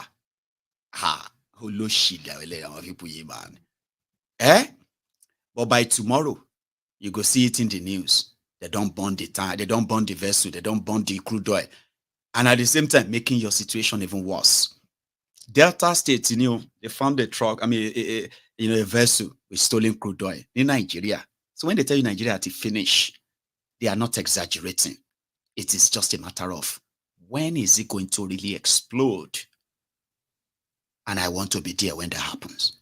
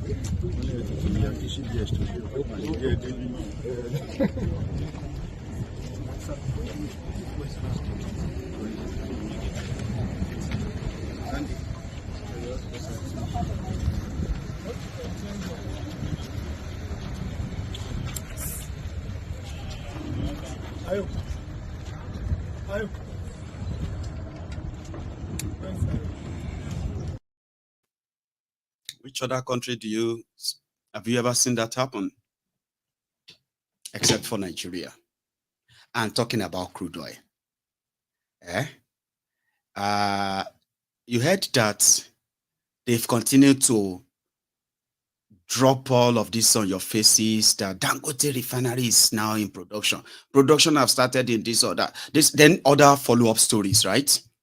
Stories like it's not going to be refining petrol from the same crude oil, where it's going to get the AGO as well as the KPK. Somebody said, I said something about jet fuel. I was listing things that I was like, okay, jet fuel, AGO, that's the diesel. And then you have the PMS, that's the petrol. Then you have the KPK or something, which is the kerosene. Then somebody said, no, Maiyegun. I read it somewhere, but I didn't give it a follow-up. They said, is that true, by the way? Like jet, aviation fuel, the fuel used by the planes, which is called the aviation fuel or jet one or jet fuel. Is that also kerosene? Or some upgraded kerosene, not just like the normal kerosene that we use in cooking, Abi? Or somebody said something like that, Sha. But the lies continue, by the way. Now, the latest is this. Dangote is not, it's not obliged. It's not obligated to sell its diesel and its products to Nigeria. Initially, they told you, once Dangote Refinery starts, the price of petrol is just going to go down. Because you don't understand, all those economists who were talking under Bokwari, trying to make a Dangote Refinery, Bokwari's projects. Where are those analysts today, or those economists today? Because they finally came out and said, hey, if the petrol price, if the diesel is 1,005, Dangote's diesel is going to be 1,007. If aviation fuel is 500 naira per liter, Dangote own is going to be 700 naira per liter. Listen, this is business. They are already telling you that it's not going to Dangote Refinery is not going to reduce the price of petrol in Nigeria. And when the price of petroleum is not reduced in Nigeria, poverty will not reduce in Nigeria. There is a reason why. I'm serious. How much you pay on all of this to run your businesses? Will determine if you are going to possibly be out of poverty or not. So they're already telling you that. Now the latest, make I tell you, the latest is that Dangote is a businessman. And his diesel and everything, they sell it better outside Nigeria anyway. A liter of petrol in Benin Republic is probably 800 naira or 900 naira. More than 610 naira you buying it in Nigeria. I don't know. I'm not too sure, but usually that's how it is. They are like more expensive because they don't have refineries. They don't have crude oil. They depend on importation, and most of the time they depend on smugglers from Nigeria to supply them.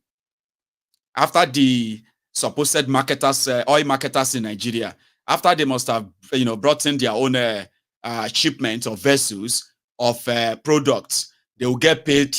This is the subsidy scam. That's how subsidy scam is kind of was operated or semi operated. So what they do is that once they bring the vessel, they say, "Oh, I have brought in 10 million liters of petrol, 5 million liters of AGO," and then they will be like, "Okay, how much is a liter?" I say, "Well, a liter is 1,000 naira per liter." "Ah, no, you can't sell it 1,000 to the people." "Okay, we'll subsidize it." Or they've removed subsidy on diesel anyway. So diesel is like on its own. Petrol is the one they said they removed subsidy, but they didn't. They didn't, Abi. Don't worry, you will know later that they did not. Okay. However, the petrol parties that they will now say, "Okay, how much is the landing cost for your petrol?" Is 1,001. Oh, 1,001. No, you can't sell it for 1,100. Sell it for 615 naira or 620 naira. We'll pay you the difference. The difference is called subsidy. So the thieves will now, once they are paid, they will just turn the vessel. The Ghana. Because in Ghana, they don't have to sell a liter for 610 naira. All they have to do is that by the time they take it to Ghana, it's going to worth maybe 1,800 naira. Remember, they have already collected half payment. Half of the cost from Nigeria. That's their own Nyesom. So they said that's how they run the scam for a while. And a lot of them became billionaires from it. Even some of them became senators. One even became a governor. And that is the dubious Dapo of Ogun State. So maybe now Dangote go they collect the subsidy now. Because Dangote doesn't want to lose money. According to the report now, they said, and he is not kind of obligated to sell it sell to you. You can pump them if they are even producing or refining anything per se. But again, you can continue to salivate and hope. My Abuja people, I know a lot of you are calling on people who have no control. But do you know that Wike has a Tifnumbus here? And this issue of insecurity, I wish you can hold Wike responsible. He's like your governor of Abuja. He's like unelected governor of Abuja. So through him, he seems to have the ears of Tifnumbu.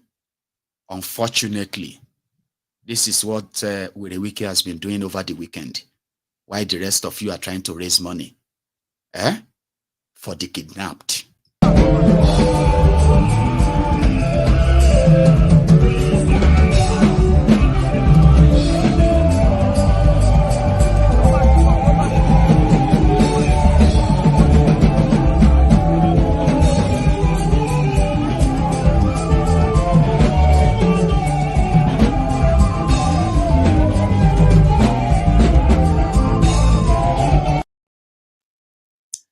Wike,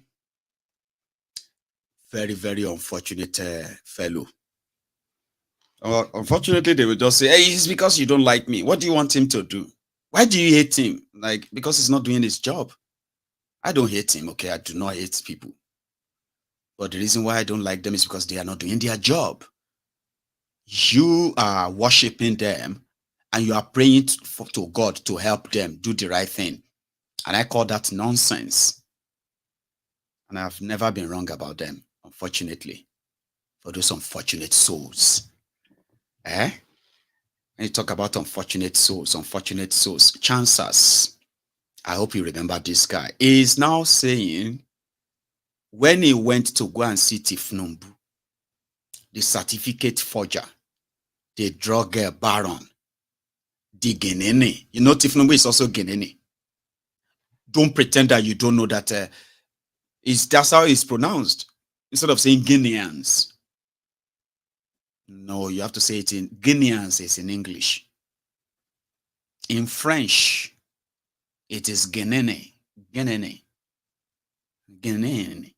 Genene. About Genene. Tifnumbu is also a Genene. And These are the words of Bulalao. Now, he said if Tifnumbu offers him an appointment, he would jump at the opportunity. Talking about useless souls. So this one's have go die now. Unago come one can say, Unago come they tell us say we should respect the dead. Eh? Yes. Then when I was with Atiku, what is the belly feeding?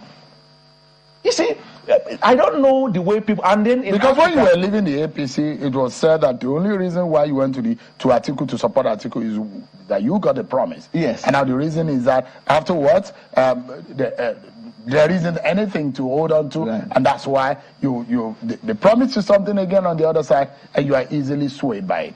So you see, people are even unfair to President Bola Ahmed Tinubu, to be honest. What did he promise? He has never promised. He has never promised. So are you saying that if he gives you any role to play, you will not take it? No, I said he has never promised anything. On your I own told honor, him. On your honor, I'm coming. You said that your support is based on not based on any material benefit. Right. You're saying that if he offers you a position or a role in government, you will not take it.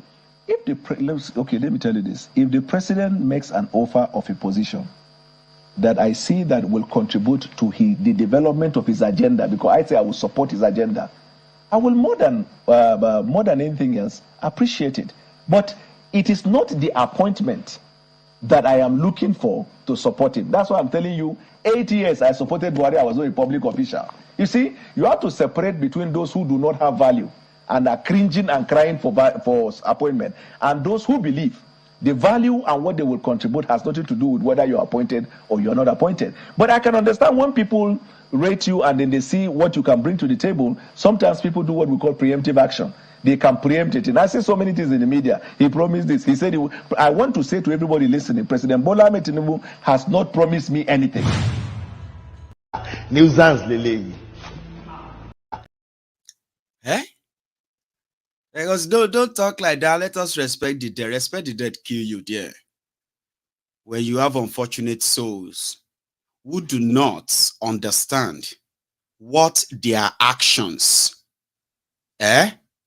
help do to people. Because they don't care. What is Tifnubu's agenda? It's been 8 months now. It's almost 8 months, right? When is the agenda going to pop up? You are still waiting for it because of people like that. Telling you they are working so hard, they have done all that nonsense.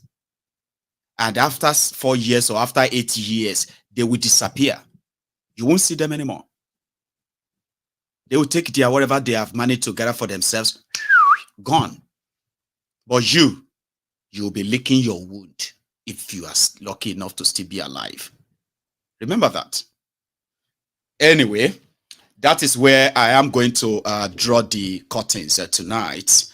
And tonight is, day 2 for my, for my fundraiser. So I want to say a big thank you to all of you who have contributed to this. All right. And I have to be, I have to say this, right? Because honestly speaking, this is the beginning of the year. It seems to be the middle of the month itself. I wasn't expecting such turnout and such generosity like I did see, last night, including this morning. All right. Sister Yinka Taiwo, thank you so much for that, for reaching out. Kalu Okpara, my brother, God bless you. As always, right? You've always been there, by the way. So what I'm going to do next is that to those who might really want to be part of it again tonight, this is day 2. So so far, I have managed to get over £2,700. I mean, if you check the GoFundMe, that one is live, and I'm going to bring it back on the screen tonight as well. Okay, if you check the GoFundMe, we already sort of raised over £1,500. That's substantial, right?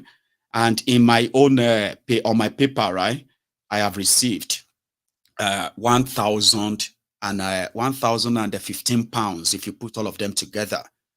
That's very substantial. Thank you so much to everyone who indeed reached out. Okay, and I think then in the diaspora radio accounts where people also reached out. Okay, I have managed to also get at least £195. Now, if you add that to my PayPal, that should probably take us to, let's say, 1,002 plus 1,005. That is 2,700, over 2,700. So thank you so much. We are getting there. And the day is also coming close as well, right? So I'm going to go make myself another cup of tea. I will take calls as we also raise the fund tonight. And thank you. As you really, really consider being part of it too, okay? So don't go anywhere. We are over 2,300, nearly 2,400 or 2,500 earlier on YouTube, right? But it's only about 600 of us who have actually paid their offerings, like the video. Do you mind? Just take a moment, right? Like, you can use any other device. You can use your remote control. Just go under the video and just tap like. I know if you are not really signed into YouTube, you may not be able to do that per se, but try.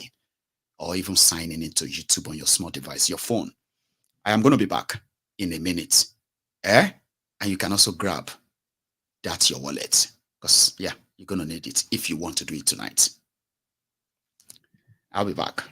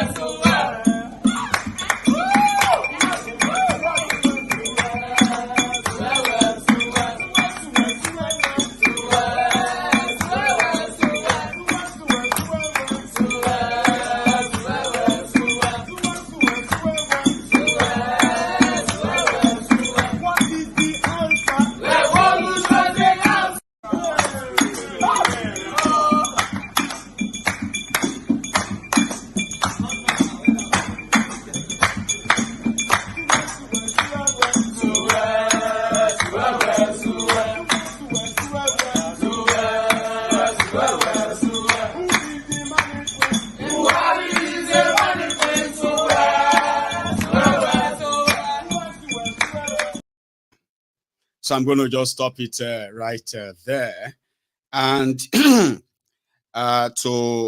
those who are probably joining us live for the first time, and then you came across this fundraiser, or that's like if this is your first time, okay? So the point or the plan is in the next few days, okay? MaiyegunsDiary Politico, as it is known, is going to move to a permanent site where we can take this conversation beyond just online chat and all of that. We can actually make it physical.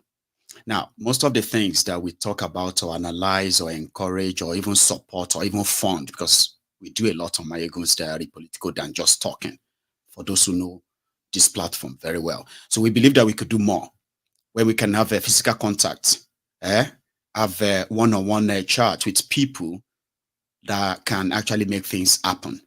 So I do not intend to reveal most of the real reason that I'm actually going physical, other than just to kind of let you know that there is going to be a sort of a bigger space and then a bigger opportunities too to bring to life some of the ideas and the conversation, the discussions and all that we've had on MaiyegunsDiary Politico.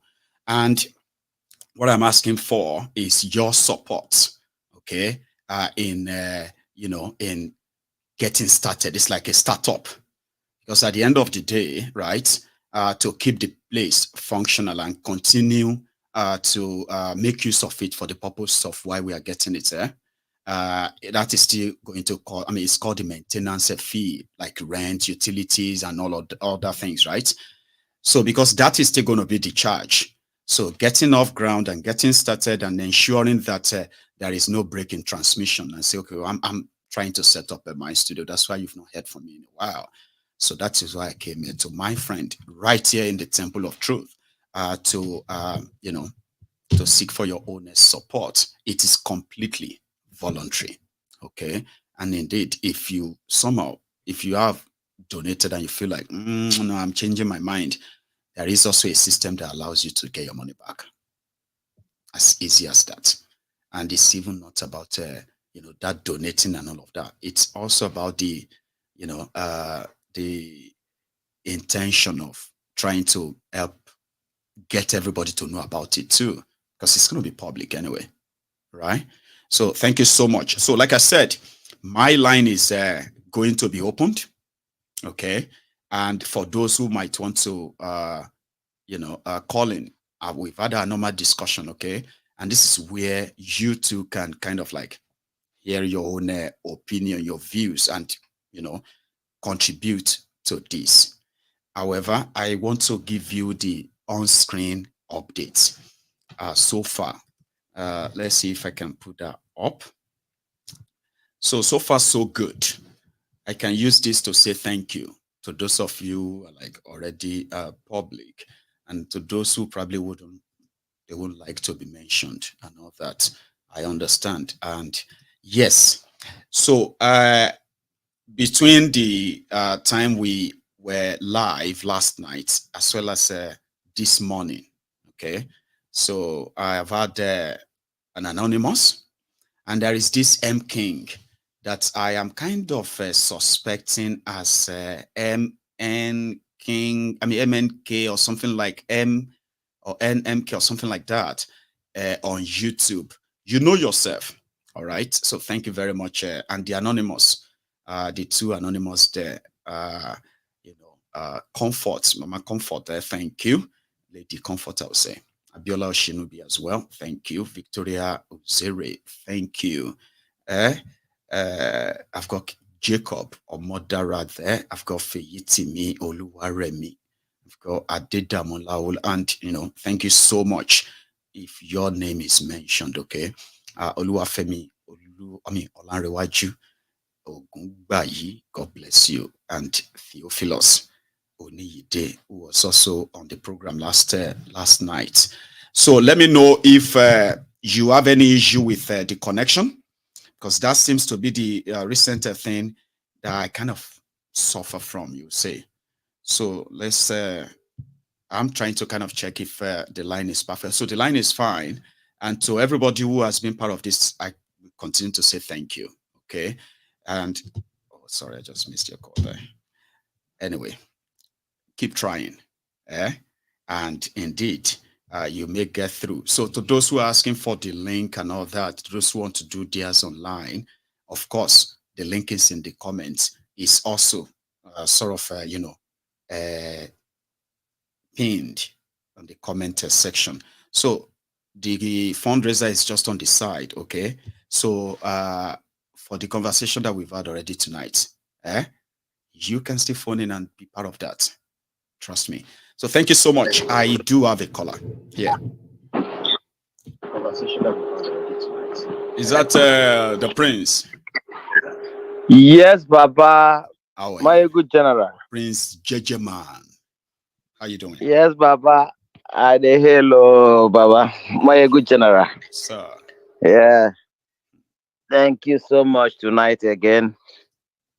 Yesterday I wasn't. I want to greet the Temple of Truth. Everyone in the house. Respect to our lioness who had a birthday the other day, and thank you for all those who have supported our great man, Maiyegun General. Thank you. Yeah, we love you so much. If I have the privilege, like the quota system billionaire of Africa, Dangote, I will tell everybody on the Temple of Truth to just leave this thing for me. I go drop this 15,000 pounds. A chicken change. Honestly, you know.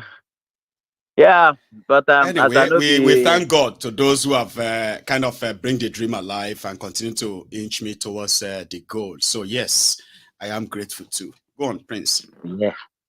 Yeah, Baba. So, well, as it be, at all, I be winch. We must do our part. That's right. Everybody must answer their papa name. That's right. So it's a privilege to support a great man like Maiyegun General. Thanks. Yeah, he's serving not even only Nigeria, but the whole Africa. Because from this platform, the whole Africa are being enlightened of what is going on, and also drawing wisdom from here to build their own nations. Okay. So Baba, you will hear from me.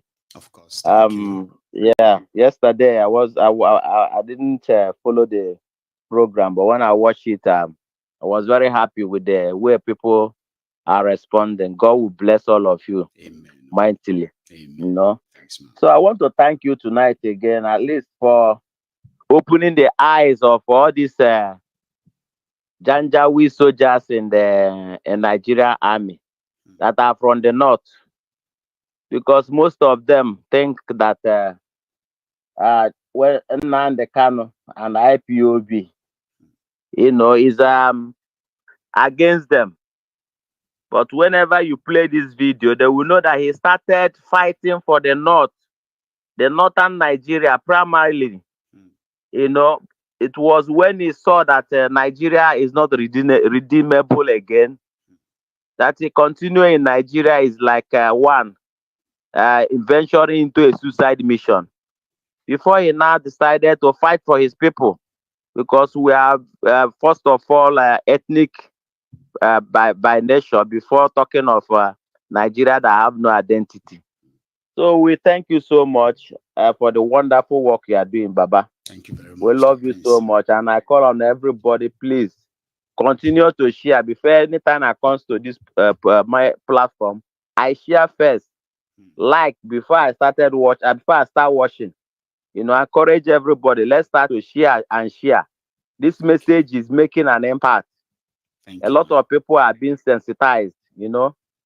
So God bless you, my good general. God bless you too. Continue your great work, Baba. Yes, sir. Thanks a lot for that. And yeah, I love the encouraging words. And indeed, I've said it many times that the reason why I will probably never stop is that I've got a lot of, interesting people, amazing people who have been very, very encouraging.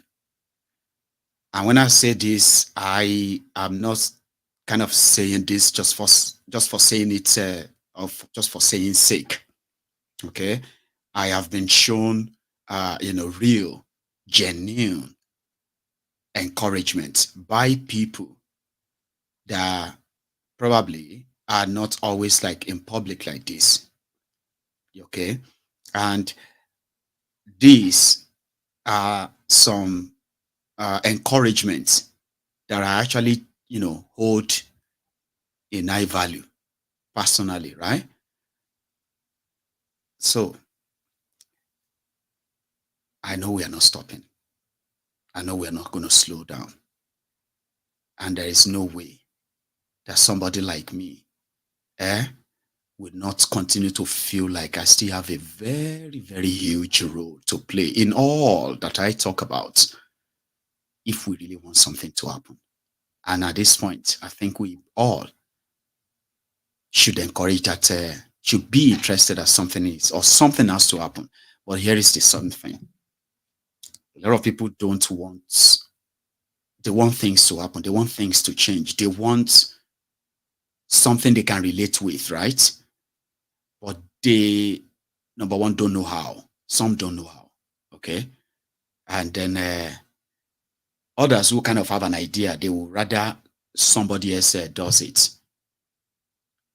Like, not me, but for me, Maiyegun, I think the time for talking is over,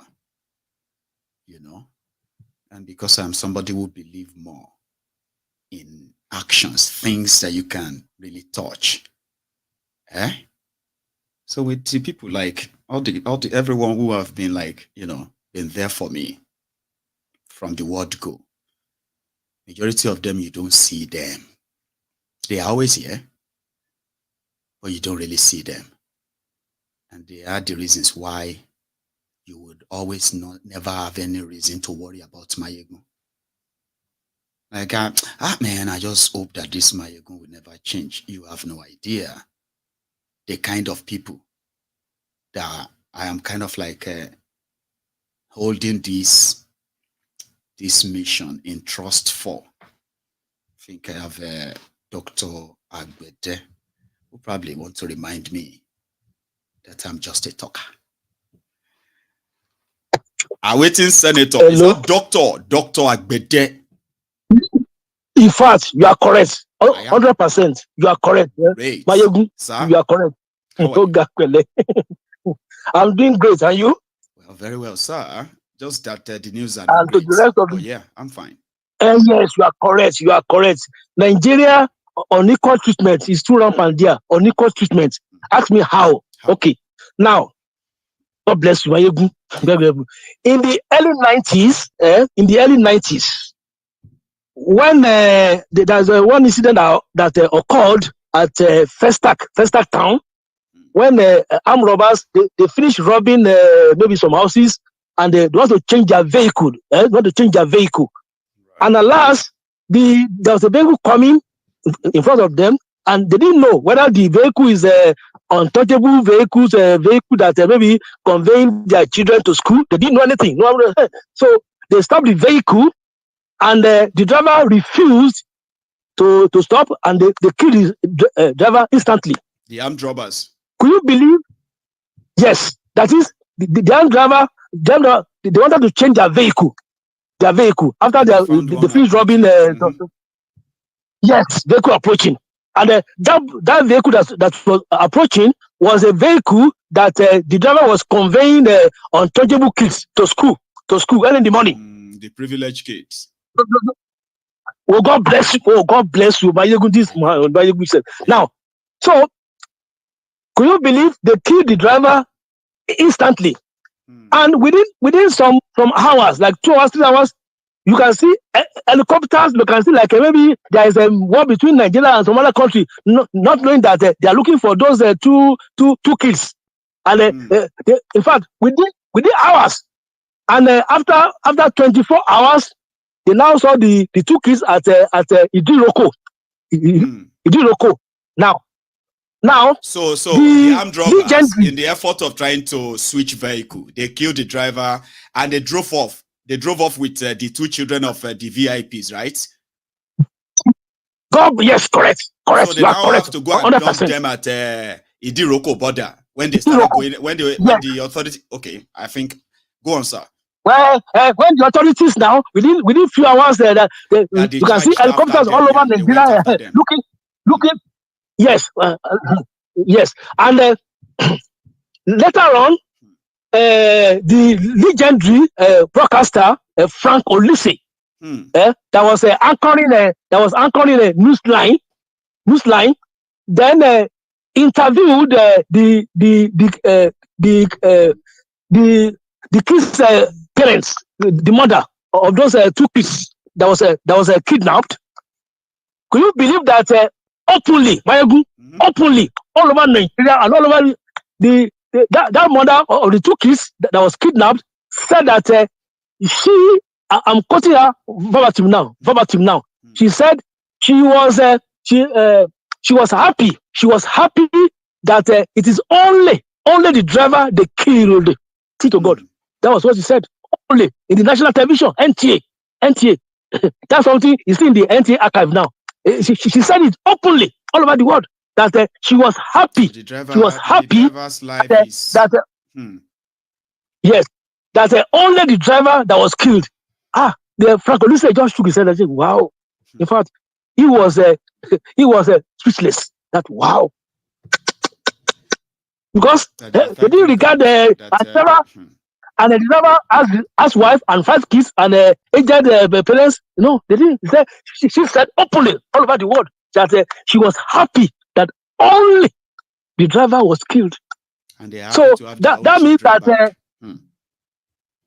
God bless you. God bless you. So the one that we are looking for now, Chibok guests, assuming one or two untouchable kids were among the Chibok guests, within 1 hour, you see. So unequal treatment. They didn't regard the untouchable people. They did not regard the other Nigerians as nobody. Or they are just nobody. They are just food.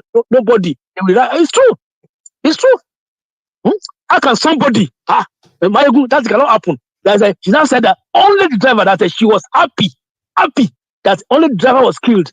Well, that different from people who always go and do Thanksgiving because they are the only survivors in a car crash. Others died, and they will say, "Oh, God saved them," and they're like, "So does that mean that God didn't love those ones who died, and He couldn't save them too?"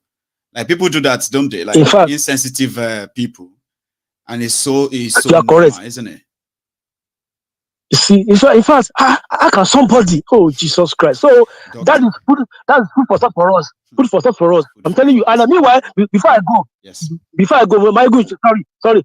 Bola Ahmed Tinubu, we are still waiting for you to come and appear at the Congress. Come and appear at the Congress now.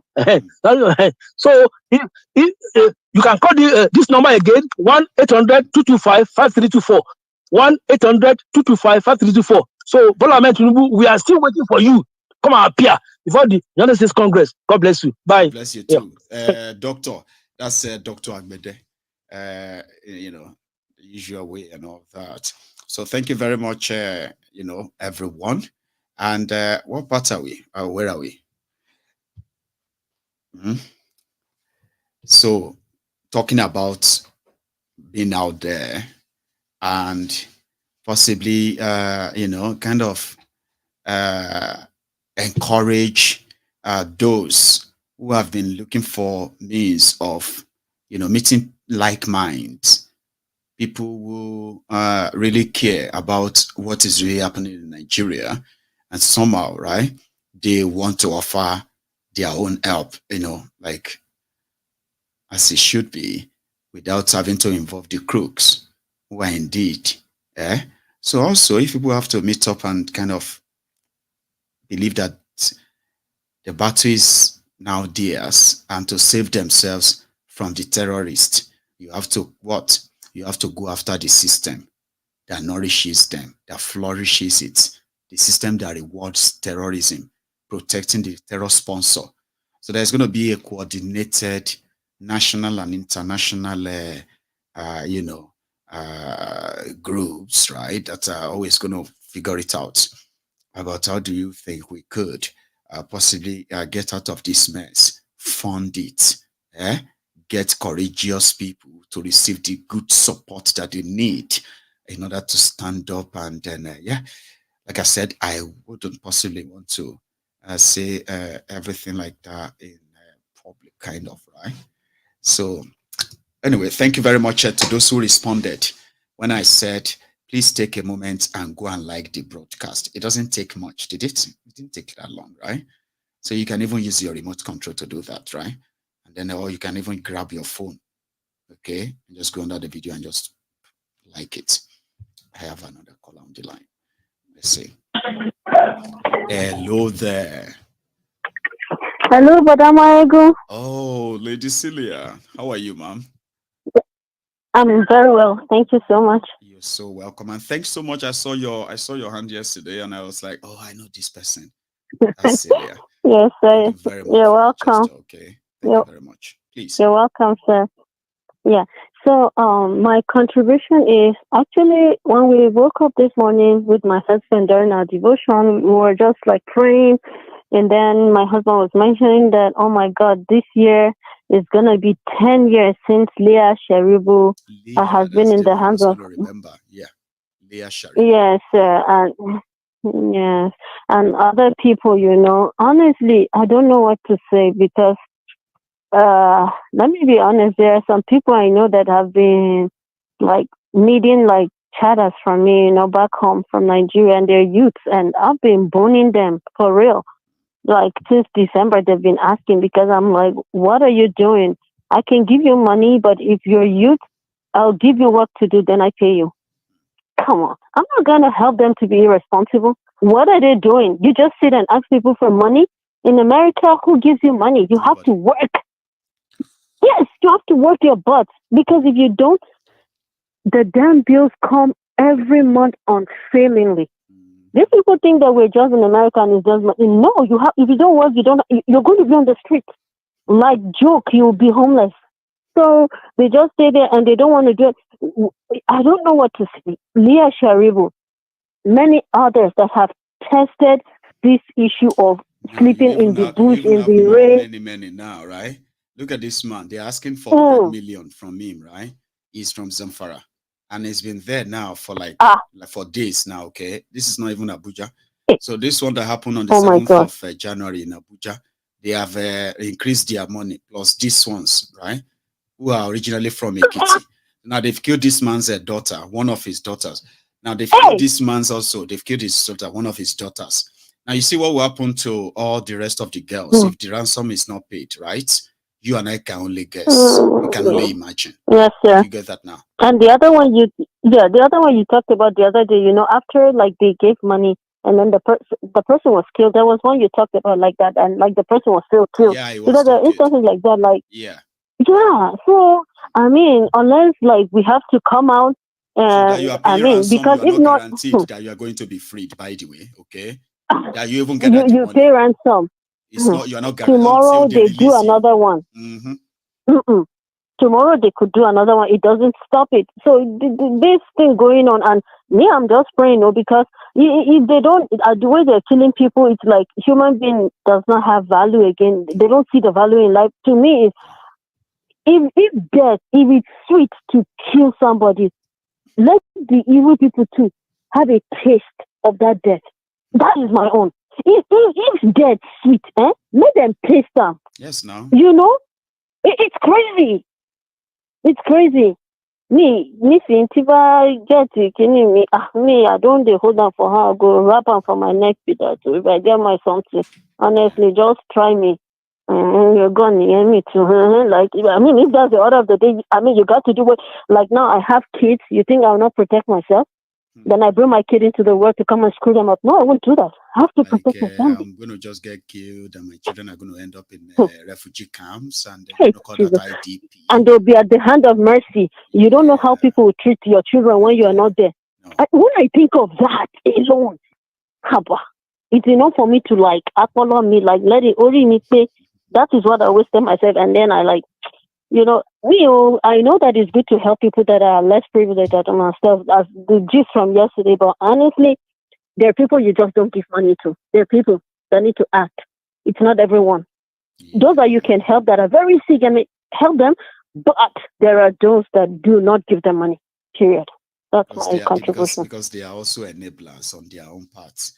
Like, when they are shouting now and running after all these rogues for their elections, they are like beasts.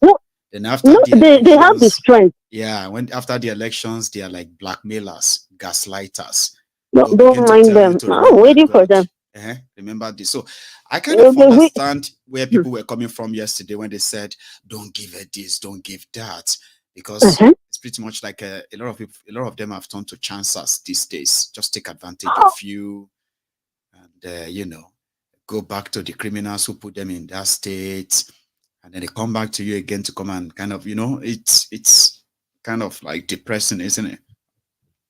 Yes, sir. And I used to ask myself this question, like, so now what happens after Nigeria has been like divided? The Yoruba nation have their nation, and then Igbo have the IPOP have their IPOP. Middle belt, where are we going to go? No, you're not going anywhere. There is already, I can't remember the name right away, but I'm just going to conjure one now that is going to sound similar, okay? So there were already... Is it Gurara State? No, there were already Middle Belt sort of development organization or something like that, okay? The ones that have done well to put everybody within the Middle Belt, right? Inside the same map with no controversy, right? And they believe that they could have their Kwararafa Republic. It's already in the map. They've drawn it in a way. And you see that Middle Belt part, right? It's not just those states they are mentioning. Just so you know that those documents exist as we speak right now. And that's part of what I'm going to dig into when I get into my bigger space, okay? So there are documents that exist. So in that document, they have, you have the Southern Gombe, Southern Borono, Southern Yobe, Taraba, part of Taraba, part of Southern Adamawa. All of these places, they don't belong to the north. So in the real map, apart from the Fulani drawn state map, when time comes for people to negotiate for where they belong, all right, there are those people who knows where they truly belong, but they are currently being mapped out of their own people, okay? So when the time arrives for everybody to begin to identify where they belong or where they want to belong, the people of Middle Belt will have little problems, little to no problem at all, all right? There are documents that are already shown where is Kwararafa Republic. And Kwararafa Republic, the map and the land, which belongs to the indigenous people of these places, is beyond Middle Belt you see today. Is up to Kaduna, Southern Kaduna, like that, Southern Borno, Southern Adamawa, Southern Yobe, on and on like that. And some part of Niger State you see there. There are people who belong to Middle Belt, but they are currently mostly in that Niger. And I think Niger fully is probably classified as North Central, Middle Belt as well, but not the whole Niger. So part of Niger is also part of Middle Belt.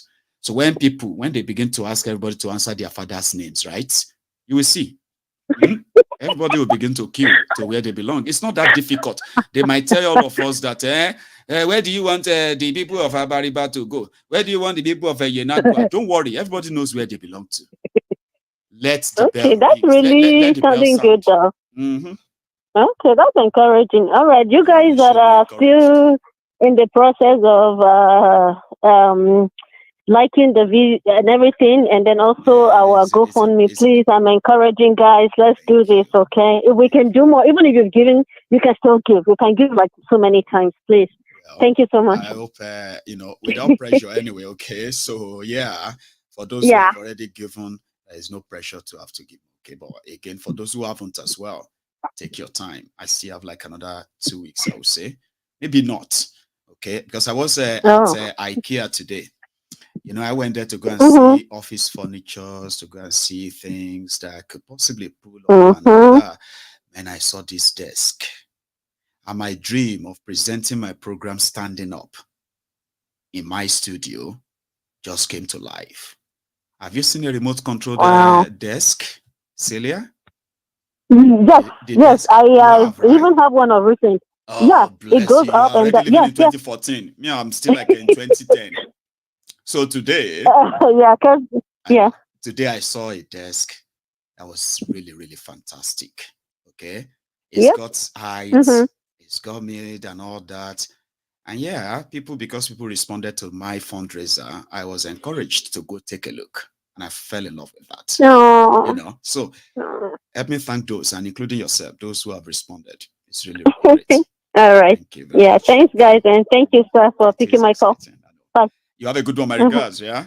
So that's Cecilia there, ladies and gentlemen. You too can still call in and add your voice. I believe we still have like 20 minutes to go. So you too can call in. I have not been lucky tonight, so it seems that everyone just feel like, you know what? We'd rather wait till we get paid. No pressure, no nothing, okay? But for those who still probably wishes to be part of this, it is right there in the comment, the links. If you want to use the PayPal, the ideal way to do that is you need to copy the link. You will copy the link and then, yeah. Sorry, I have another caller here. Can you hear me? Hello. Hello, the general. Yes, sir. How are you? Yeah, see you from Atlanta. Yes, sir. See you from Atlanta. Yeah. How are you doing today, CA? I'm good. Great one, sir, please. It's unfortunate I couldn't. Yesterday I was in a very big meeting. I didn't listen to the program yesterday. So, but I'm going to send you a message after this call on your DM. That would be great. Thank you very much. Yeah. So please, you are now here anyway. So you heard me and what we discussed tonight, did you? Yes. Please see it. But like you said,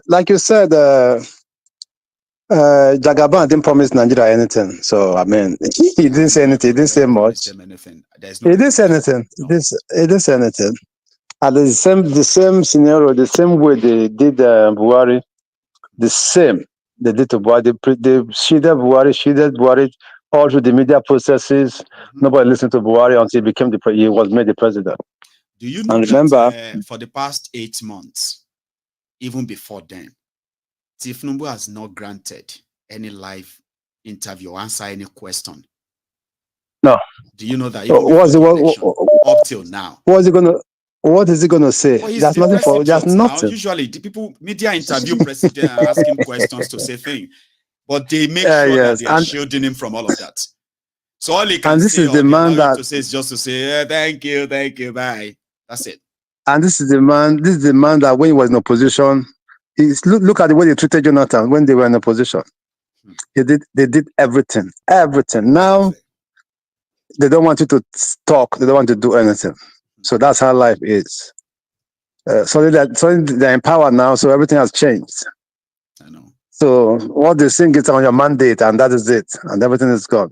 But one promise he kept, he's keeping to a promise, though. That's the promise he made that he's keeping. He said he was going to continue from where Buhari stopped. Well, and that is going on. Kept. Okay.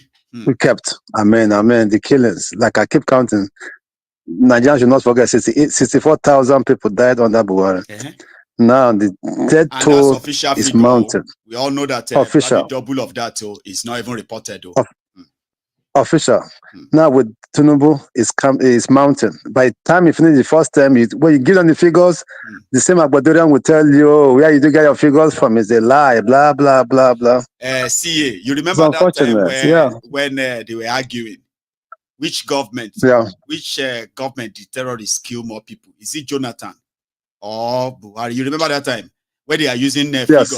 No, they have under Buhari. They have not killed enough people like they killed people under Jonathan. Now human beings or Nigerians' lives. Yeah. Now they are going to argue about this. It's going to be more people are killed under Buhari than Tinubu. So when you say 20,000 people have been killed, they will say, but under Buhari now 63,000. At least Tinubu is still better. We are going there now soon. We are getting there. So thank you, Maiyegun. I will send the DM now to on your WhatsApp message. See, okay. Yeah. I may not be able to read your WhatsApp, like I'm currently engaged here, right? But I will probably try and reply to it, afterward, just in case, okay? Thank you very much. So I think I have another caller too. Hang in there for me, my caller. And I'm sorry that I lost you the first time, okay? So I think somebody felt like, man, this is taking too long, right? So Prince Man, after calling in earlier, he has gone on to the Give Send Go to also make his own contribution. That makes him the first person that is going to respond in that part tonight. Also, on my PayPal, I have seen yours, sir, Badewa. I won't probably, Sake Badewa. So I have seen your own, support coming through. Okay, thank you so much. Now let's take this call. My caller, sir. Hello, sir. Yes, sir. How are you? Just doing well. And how are you doing, Maiyegun? I'm very well too. Thanks for asking. Sorry for keeping you waiting. Maiyegun, it's fine. Look, I'm speechless with how people are being killed in this country. Oh my God. I don't know. And the fact that it could be any of us, there are people who are watching my video tonight, whether they are in Abuja or they are traveling through some of these roads and all of them. You and I don't know them right now, but they are all, like we have always been saying, awaiting disaster, waiting victims. I keep wondering, are we even human? Are we human? Do we have? I think we are. They are just literally, they are animals actually ruling over human beings. That is just the fact. Because these people would never care. They don't care. They will never care. And if we're thinking they're going to change, they're not going to change. And this is what I'm actually going to. There's so much we can do. We're talking about people in diaspora. There's so much we want to do. Yoruba used to say, "Omotoba shikpa." I don't know. I don't know how to complete it. Look, I know it's going to be hard. I know it's going to be hard for them to, because some people call in and said, "Oh, they have to start defending themselves." How now? How? Like, would they use their hands? Do you even have an idea what AK-47 cost today? It used to be 500,000 naira to get one AK-47, right? And then each bullet, you need 1,000 or 1,400 naira for each bullet. So if you are going to need 50 bullets, multiply 1,500 times 50. So how can diaspora come through and, stop telling people or our people to defend themselves when we know that you will not use plywood or stick to defend yourself? Oh my God. So you know what I mean? Like, let's be realistic. How many people can afford to spend 1,500, 1.5 million naira to buy a gun? How many? Look, I grew up in the north. This girl that I used to call, and this soldier guy, I can't remember his name again. This military guy that calls for the US, I can't remember his name again. Oh, Ahmed. Ahmed, yeah. Ahmed grew up in Each time he started describing, he grew up in Ghana. When he said, I see these places where I literally could, envision these places. Like, this guy is just describing all these places that I've been to. And, I didn't actually really know how to speak Hausa so well. But I spent almost about 18 years in that state. Wow.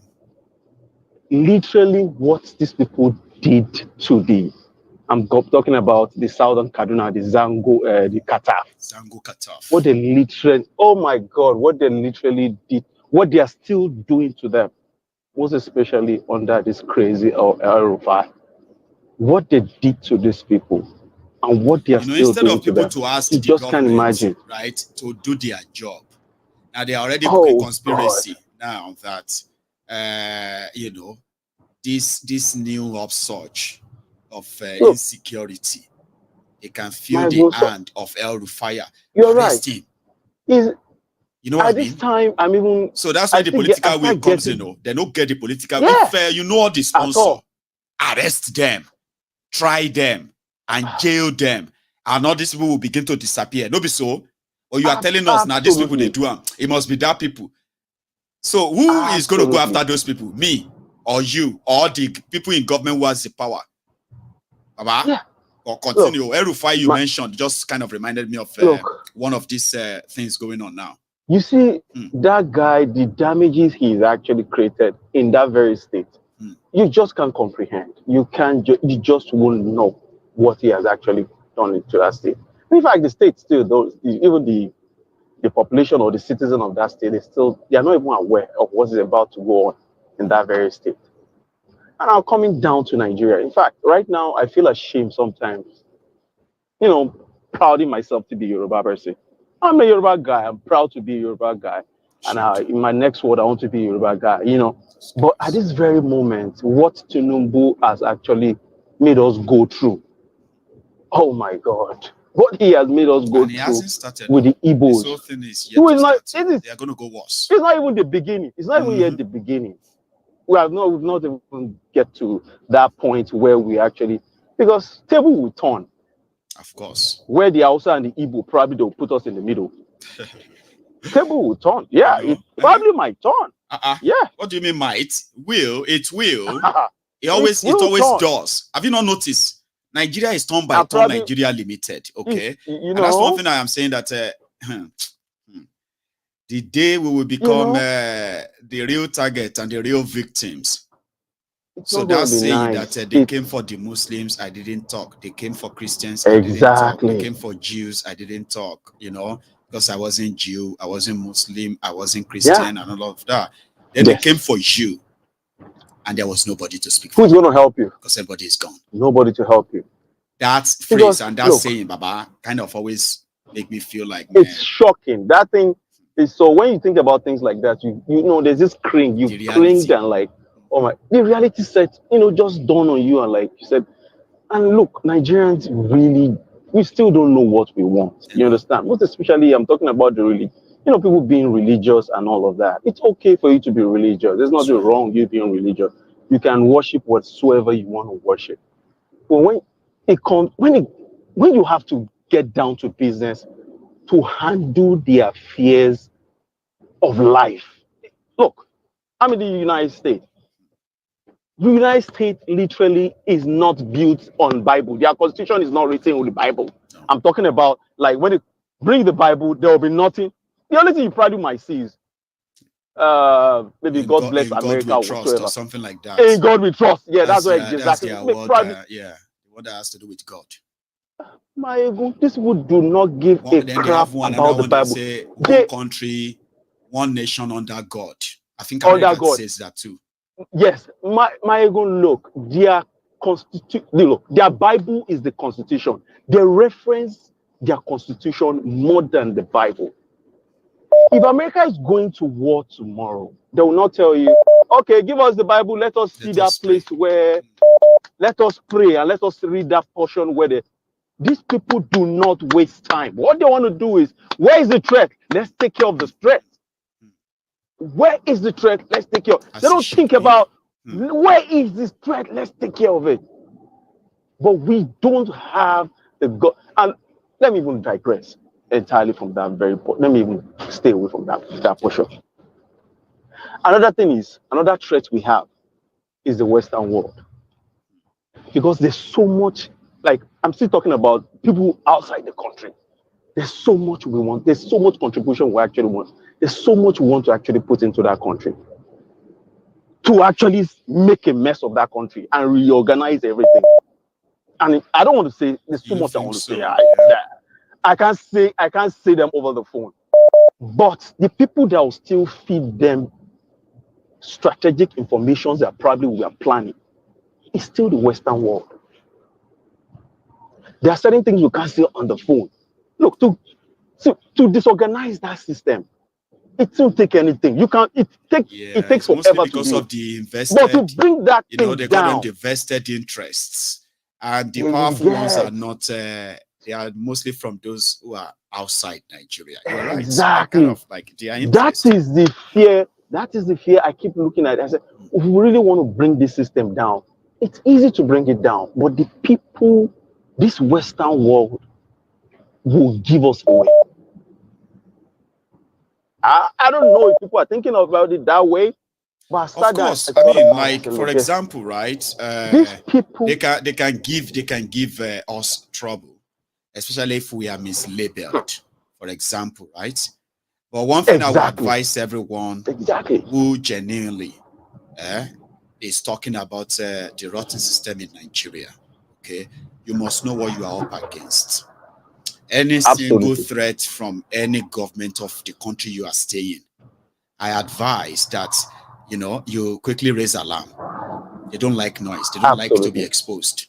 Use the legal system of that place. Like if you are in America, for example, as America love all this secret stuff that we have, listen to me. If anybody in America is by any chance trying to intimidate you because of what you say or what you do about Nigeria, right? You can easily use the system to protect yourself. Don't keep it to yourself. Don't listen to advice like go this way, because you must know what you are up against. So the more influence you have, the more trouble you're likely going to have. So somebody like me, I believe that. Because some ridiculous government agents who are corrupt in these countries, right? They can take fraudulent intelligence reports from Nigerians' corrupt government and begin to threaten us, begin to kind of go after us. If I notice anybody coming after me, for example, I will raise alarm. I will use the legal system in the UK. I will tell why they are coming around me. If my phone is tapped, for example, and I get to know, I'm not going to keep it to myself. I'm not going to be scared. I say, oh my God, they've tapped me. I won't. I will go public. I will show the world evidence. I will kind of make it a mess. That's what I encourage anybody who wants to be like Maiyegun to have at the back of your mind. They want to come for you. Most of them are illegal. They need to intimidate you. They need to tell you that they will take back your citizenship or they will cancel your visa. Will cancel your visa because of what you are saying on social media about Nigeria. Expose them. Don't chicken out.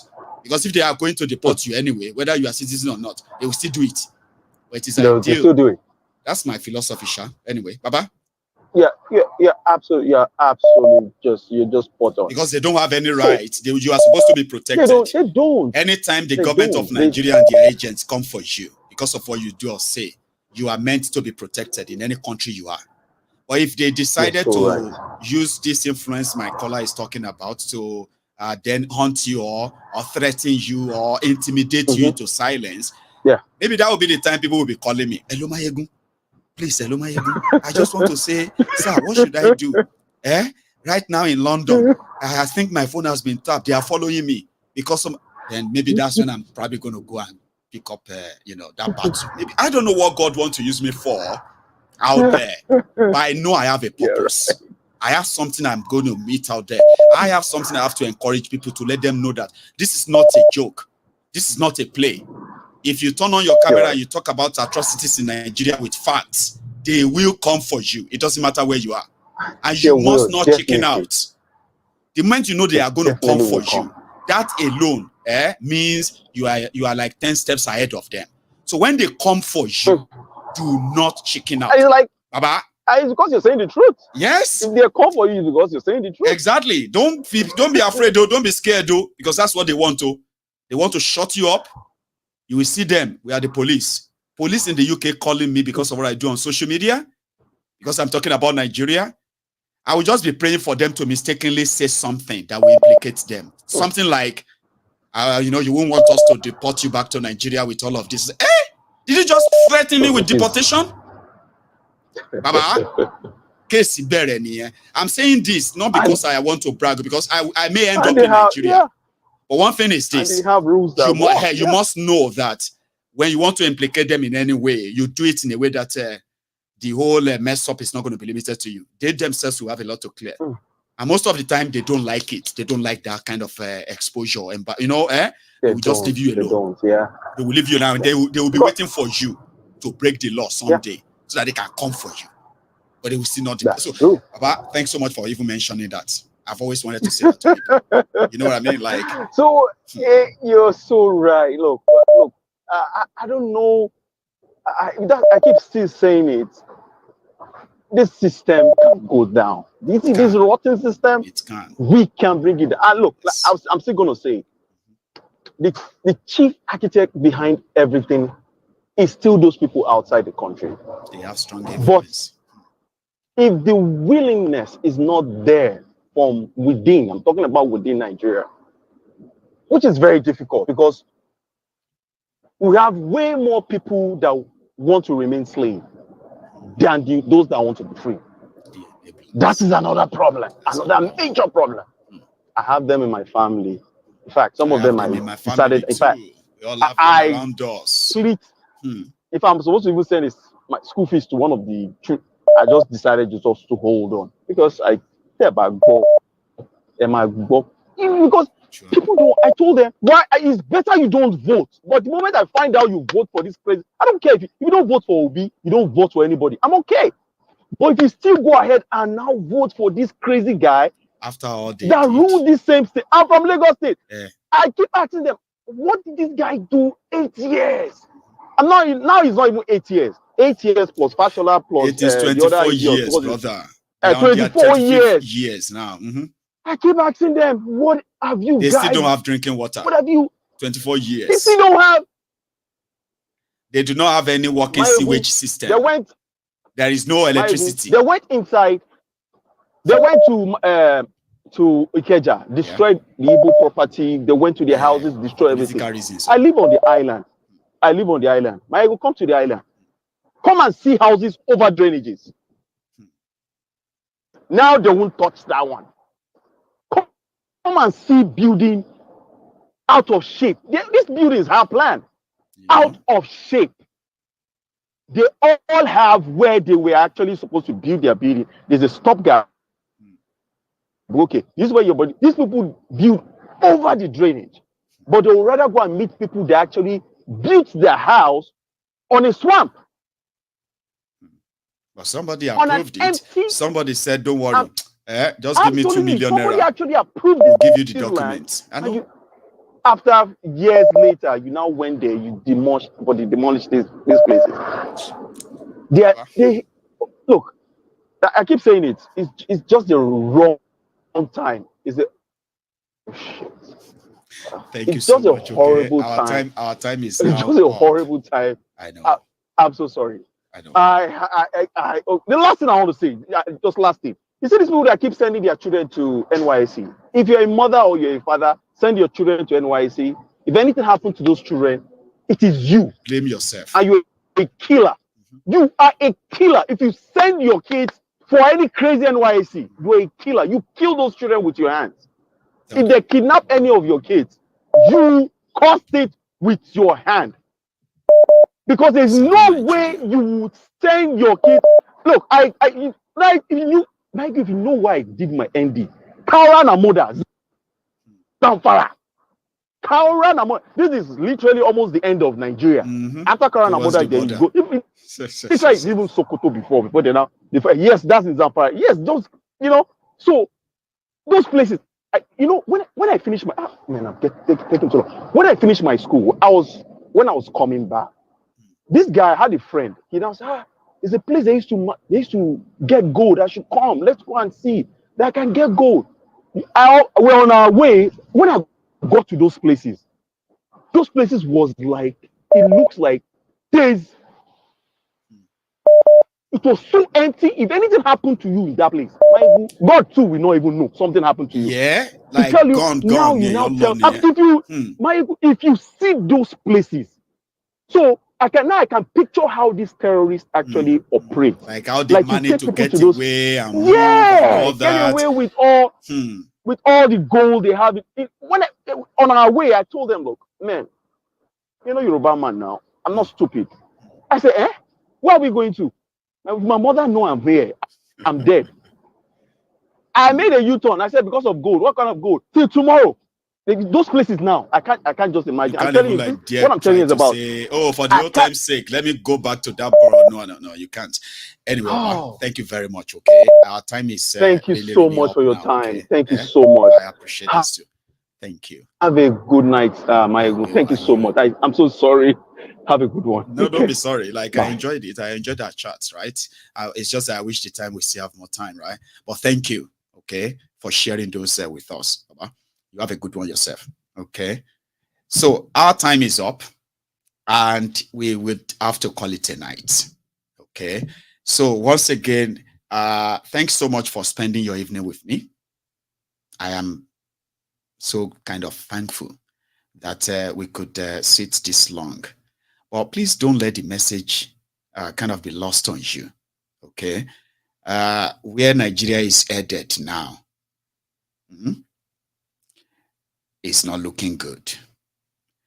And when it comes to those who are going to be the victims of the consequences of all of this, it is also democratized.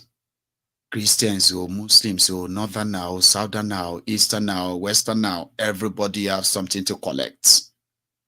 So when people ask that, you know, a system that is built to kill you, if you have a chance first, what would you do? You will kill it. And that is why we say, even others are now saying, to save lives, please break up this shithole. Anyway, thank you. So day 2 of our fundraisers, fundraiser has also yielded their responses, including even in the bank. I got, I actually pull up a name. I was going to mention the, you know, the first name or the last name, so that you can know that I got your donation. Okay, so I have here Shitabe, Yomi Shita. So if you are watching, okay, thank you very much for that. That's class. Then I also have Angono, Ugechi. I know the only Ugechi that sent me money to the bank is also watching, just so you know that I got it. I don't want to give your full name in a way, but I appreciate that, and you know, you are blessed, and thank you. Prince Jejeman also responded on the give send go, which is also great. He is my man, Prince Jejeman. So to everyone else who probably still feel like, oh man, I'm still beginning to kind of participate in this. Of course you can participate anytime, okay? So I still have like another 2 weeks anyway, all right? The moving date, even when we move in, right? It doesn't really stop support still being like utilized in a way. So yeah, there is no pressure. And to those who have like hugely participated in this, thank you. You have no idea how thankful I am. I will continue to say it, even if I have to say it like 1 million times. I know what it takes, all right, to reach out to people. I mean, like this. So thank you. I am going to see you some other time, all right? If you joined us midway, remember, you can watch this broadcast from the start again. You've got like almost 2 hours, okay, of catch up to do. The last part is our fundraiser, okay? And you can skip that if you are not watching it live, right? However, to everybody, as you go to bed tonight, remember, pay your offering, like the broadcast. And I wish you all the best, okay? So sweet dreams. And to those who are still pretty much like working during the day, to you too, right? All the best. I will see all of us some other time. Good night.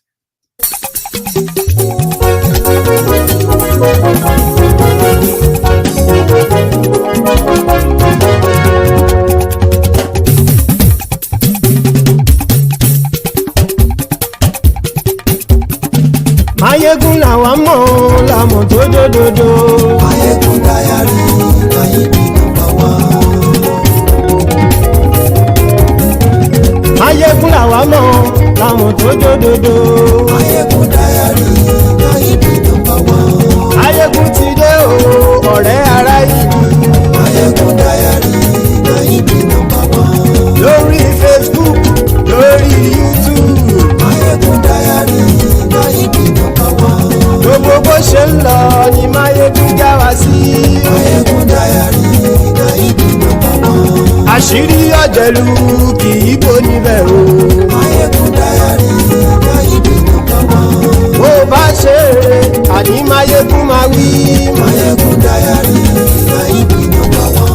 Ó sì tún ṣe eré wàá gbọ́ níbẹ̀ o. Maiyegun Diary, Maiyegun #1. Maiyegun Diary, Diary Politico. Maiyegun Diary, Maiyegun #1. Godfatherism kò sí lọ́rọ̀ Maiyegun. Maiyegun Diary, Maiyegun #1. Ẹ farabalẹ̀ sẹ́ o kẹgọ́rọ̀ lẹ́nu o. Maiyegun Diary, Maiyegun #1. Àní Maiyegun là làwa mọ̀ tó dódòdó.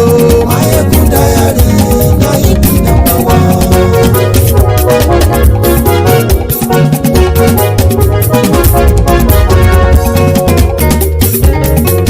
Àní ẹ̀sùn rákì. Maiyegun ti dé. Maiyegun ti dé. Ọ̀jẹ̀lú ẹ̀sùn rákì. Maiyegun ti dé. Àní ẹ̀sùn rákì. Maiyegun ti dé. Lórí Facebook. Maiyegun ti dé. Àní ẹ̀sùn rákì.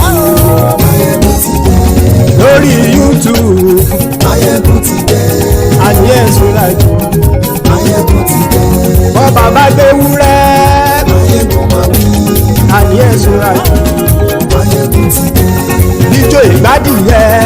Maiyegun máa wí. Àní ẹ̀sùn rákì. Maiyegun ti dé. Presido bá rúfin o. Maiyegun máa wí. Àní ẹ̀sùn rákì. Maiyegun ti dé. Kí gómìnà kówó jẹ. Maiyegun máa wí. Àní ẹ̀sùn rákì. Maiyegun ti dé. Ọlọ́pàá tí ń gba rìbá. Maiyegun máa wí. Àní ẹ̀sùn rákì. Maiyegun ti dé. Aṣòfin tí ń rúfin o. Maiyegun máa wí. Àní ẹ̀sùn rákì. Maiyegun ti dé. Òkúra olóṣèlú. Maiyegun máa wí. Àní ẹ̀sùn rákì. Maiyegun ti dé. Ọ̀jẹ̀lú ẹ̀sùn rákì. Maiyegun ti dé. Àní ẹ̀sùn rákì. Maiyegun ti dé.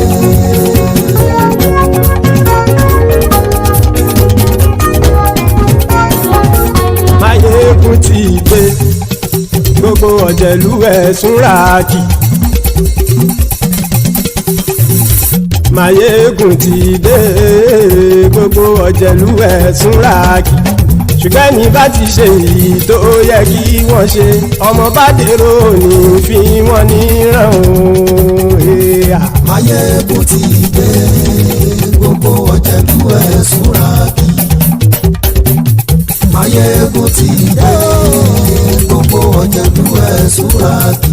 Ṣùgbọ́n ní bá ti ṣe èyí tó yẹ kí wọ́n ṣe, ọmọ bá dèrò ní fi wọ́n níran. Wọ́n fowó bẹ́ẹ̀ o. Maiyegun ó sọ pé wọ́n ò fẹ́ bẹ́ẹ̀. Wọ́n fowó bẹ́ẹ̀. Maiyegun ó sọ pé wọ́n ò fẹ́ bẹ́ẹ̀. Oníkanṣá ti ṣe èyí tó yẹ kí wọ́n ṣe fáwọn ará ìlú tó gbé wọn débẹ̀ o. Àyè. Maiyegun ti dé. Gbogbo ọ̀jẹ̀lú ẹ̀sùn rákì. Maiyegun ti dé. Gbogbo ọ̀jẹ̀lú ẹ̀sùn rákì. Ṣùgbọ́n ní bá ti ṣe yìí tó yẹ kí wọ́n ṣe, ọmọ bá dẹ́rọ̀ ò ní fi wọ́n níran. Ha! Kì máa yí ṣe eré, ọ̀rọ̀ yìí kì í ṣe ẹ̀fẹ̀. Kì máa yí ṣe eré, ọ̀rọ̀ yìí kì í ṣe ẹ̀fẹ̀. Ẹni bá ti lè lẹ́bọ̀ lẹ́rù o, ọmọ bá dèrò kàṣàyè tú wọn síta. Maiyegun ti dé. Gbogbo ọ̀jẹ̀lú ẹ̀sùn rákì. Maiyegun ti dé. Gbogbo ọ̀jẹ̀lú ẹ̀sùn rákì. Ṣùgbọ́n ní bá ti ṣe yìí tó yẹ kí wọ́n ṣe, ọmọ bá dẹ́rọ̀ ò ní fi wọ́n níran. Tẹnitẹni ọmọ Maiyegun ọ̀rẹ́ ara ìlú mọ̀mọ́ ni mo fọlọ́hún ṣọ́ ẹ̀ bá kìlẹ́bù. Lóòótọ́ olódodo ìlú ọ̀tá ìlú mọ̀mọ́ ni ìwọ ṣá máa ń ṣọ́ra kò sì mọ́ bẹ̀rù. Bọ́tà ń lè rí bóníṣègùn lé káwọn mọ̀mọ́ fi ṣera wọn ni ó ti dẹrùn tí wọn ò gbọ́dọ̀ sì mọ́ bẹ̀. Èèpo ọ̀bọ̀ lọmọ bá dérò tàjẹ́ ò gbọ́dọ̀ jẹ́, ó ti jọba lórí àbínú ẹni kò sì mọ́ bùyà. Àìsíwọ́lu ní ẹnìkẹ́ ìgbódì ẹyin lábàrá o, ó kó ẹni tó bá dán o àkàmù. Maiyegun ti dé. Gbogbo ọ̀jẹ̀lú ẹ̀sùn rákì. Maiyegun ti dé. Gbogbo ọ̀jẹ̀lú ẹ̀sùn rákì o. Ẹni bá ti ṣe yìí tó yẹ kí wọ́n ṣe, ọmọ bá dèrò òní fi wọ́n níran o. Maiyegun ti dé. Gbogbo ọ̀jẹ̀lú ẹ̀sùn rákì. Maiyegun ti dé. Gbogbo ọ̀jẹ̀lú ẹ̀sùn rákì. Ṣùgbọ́n ní bá ti ṣe yìí tó yẹ kí wọ́n ṣe, ọmọ bá dẹ́rọ̀ ò ní fi wọ́n níran.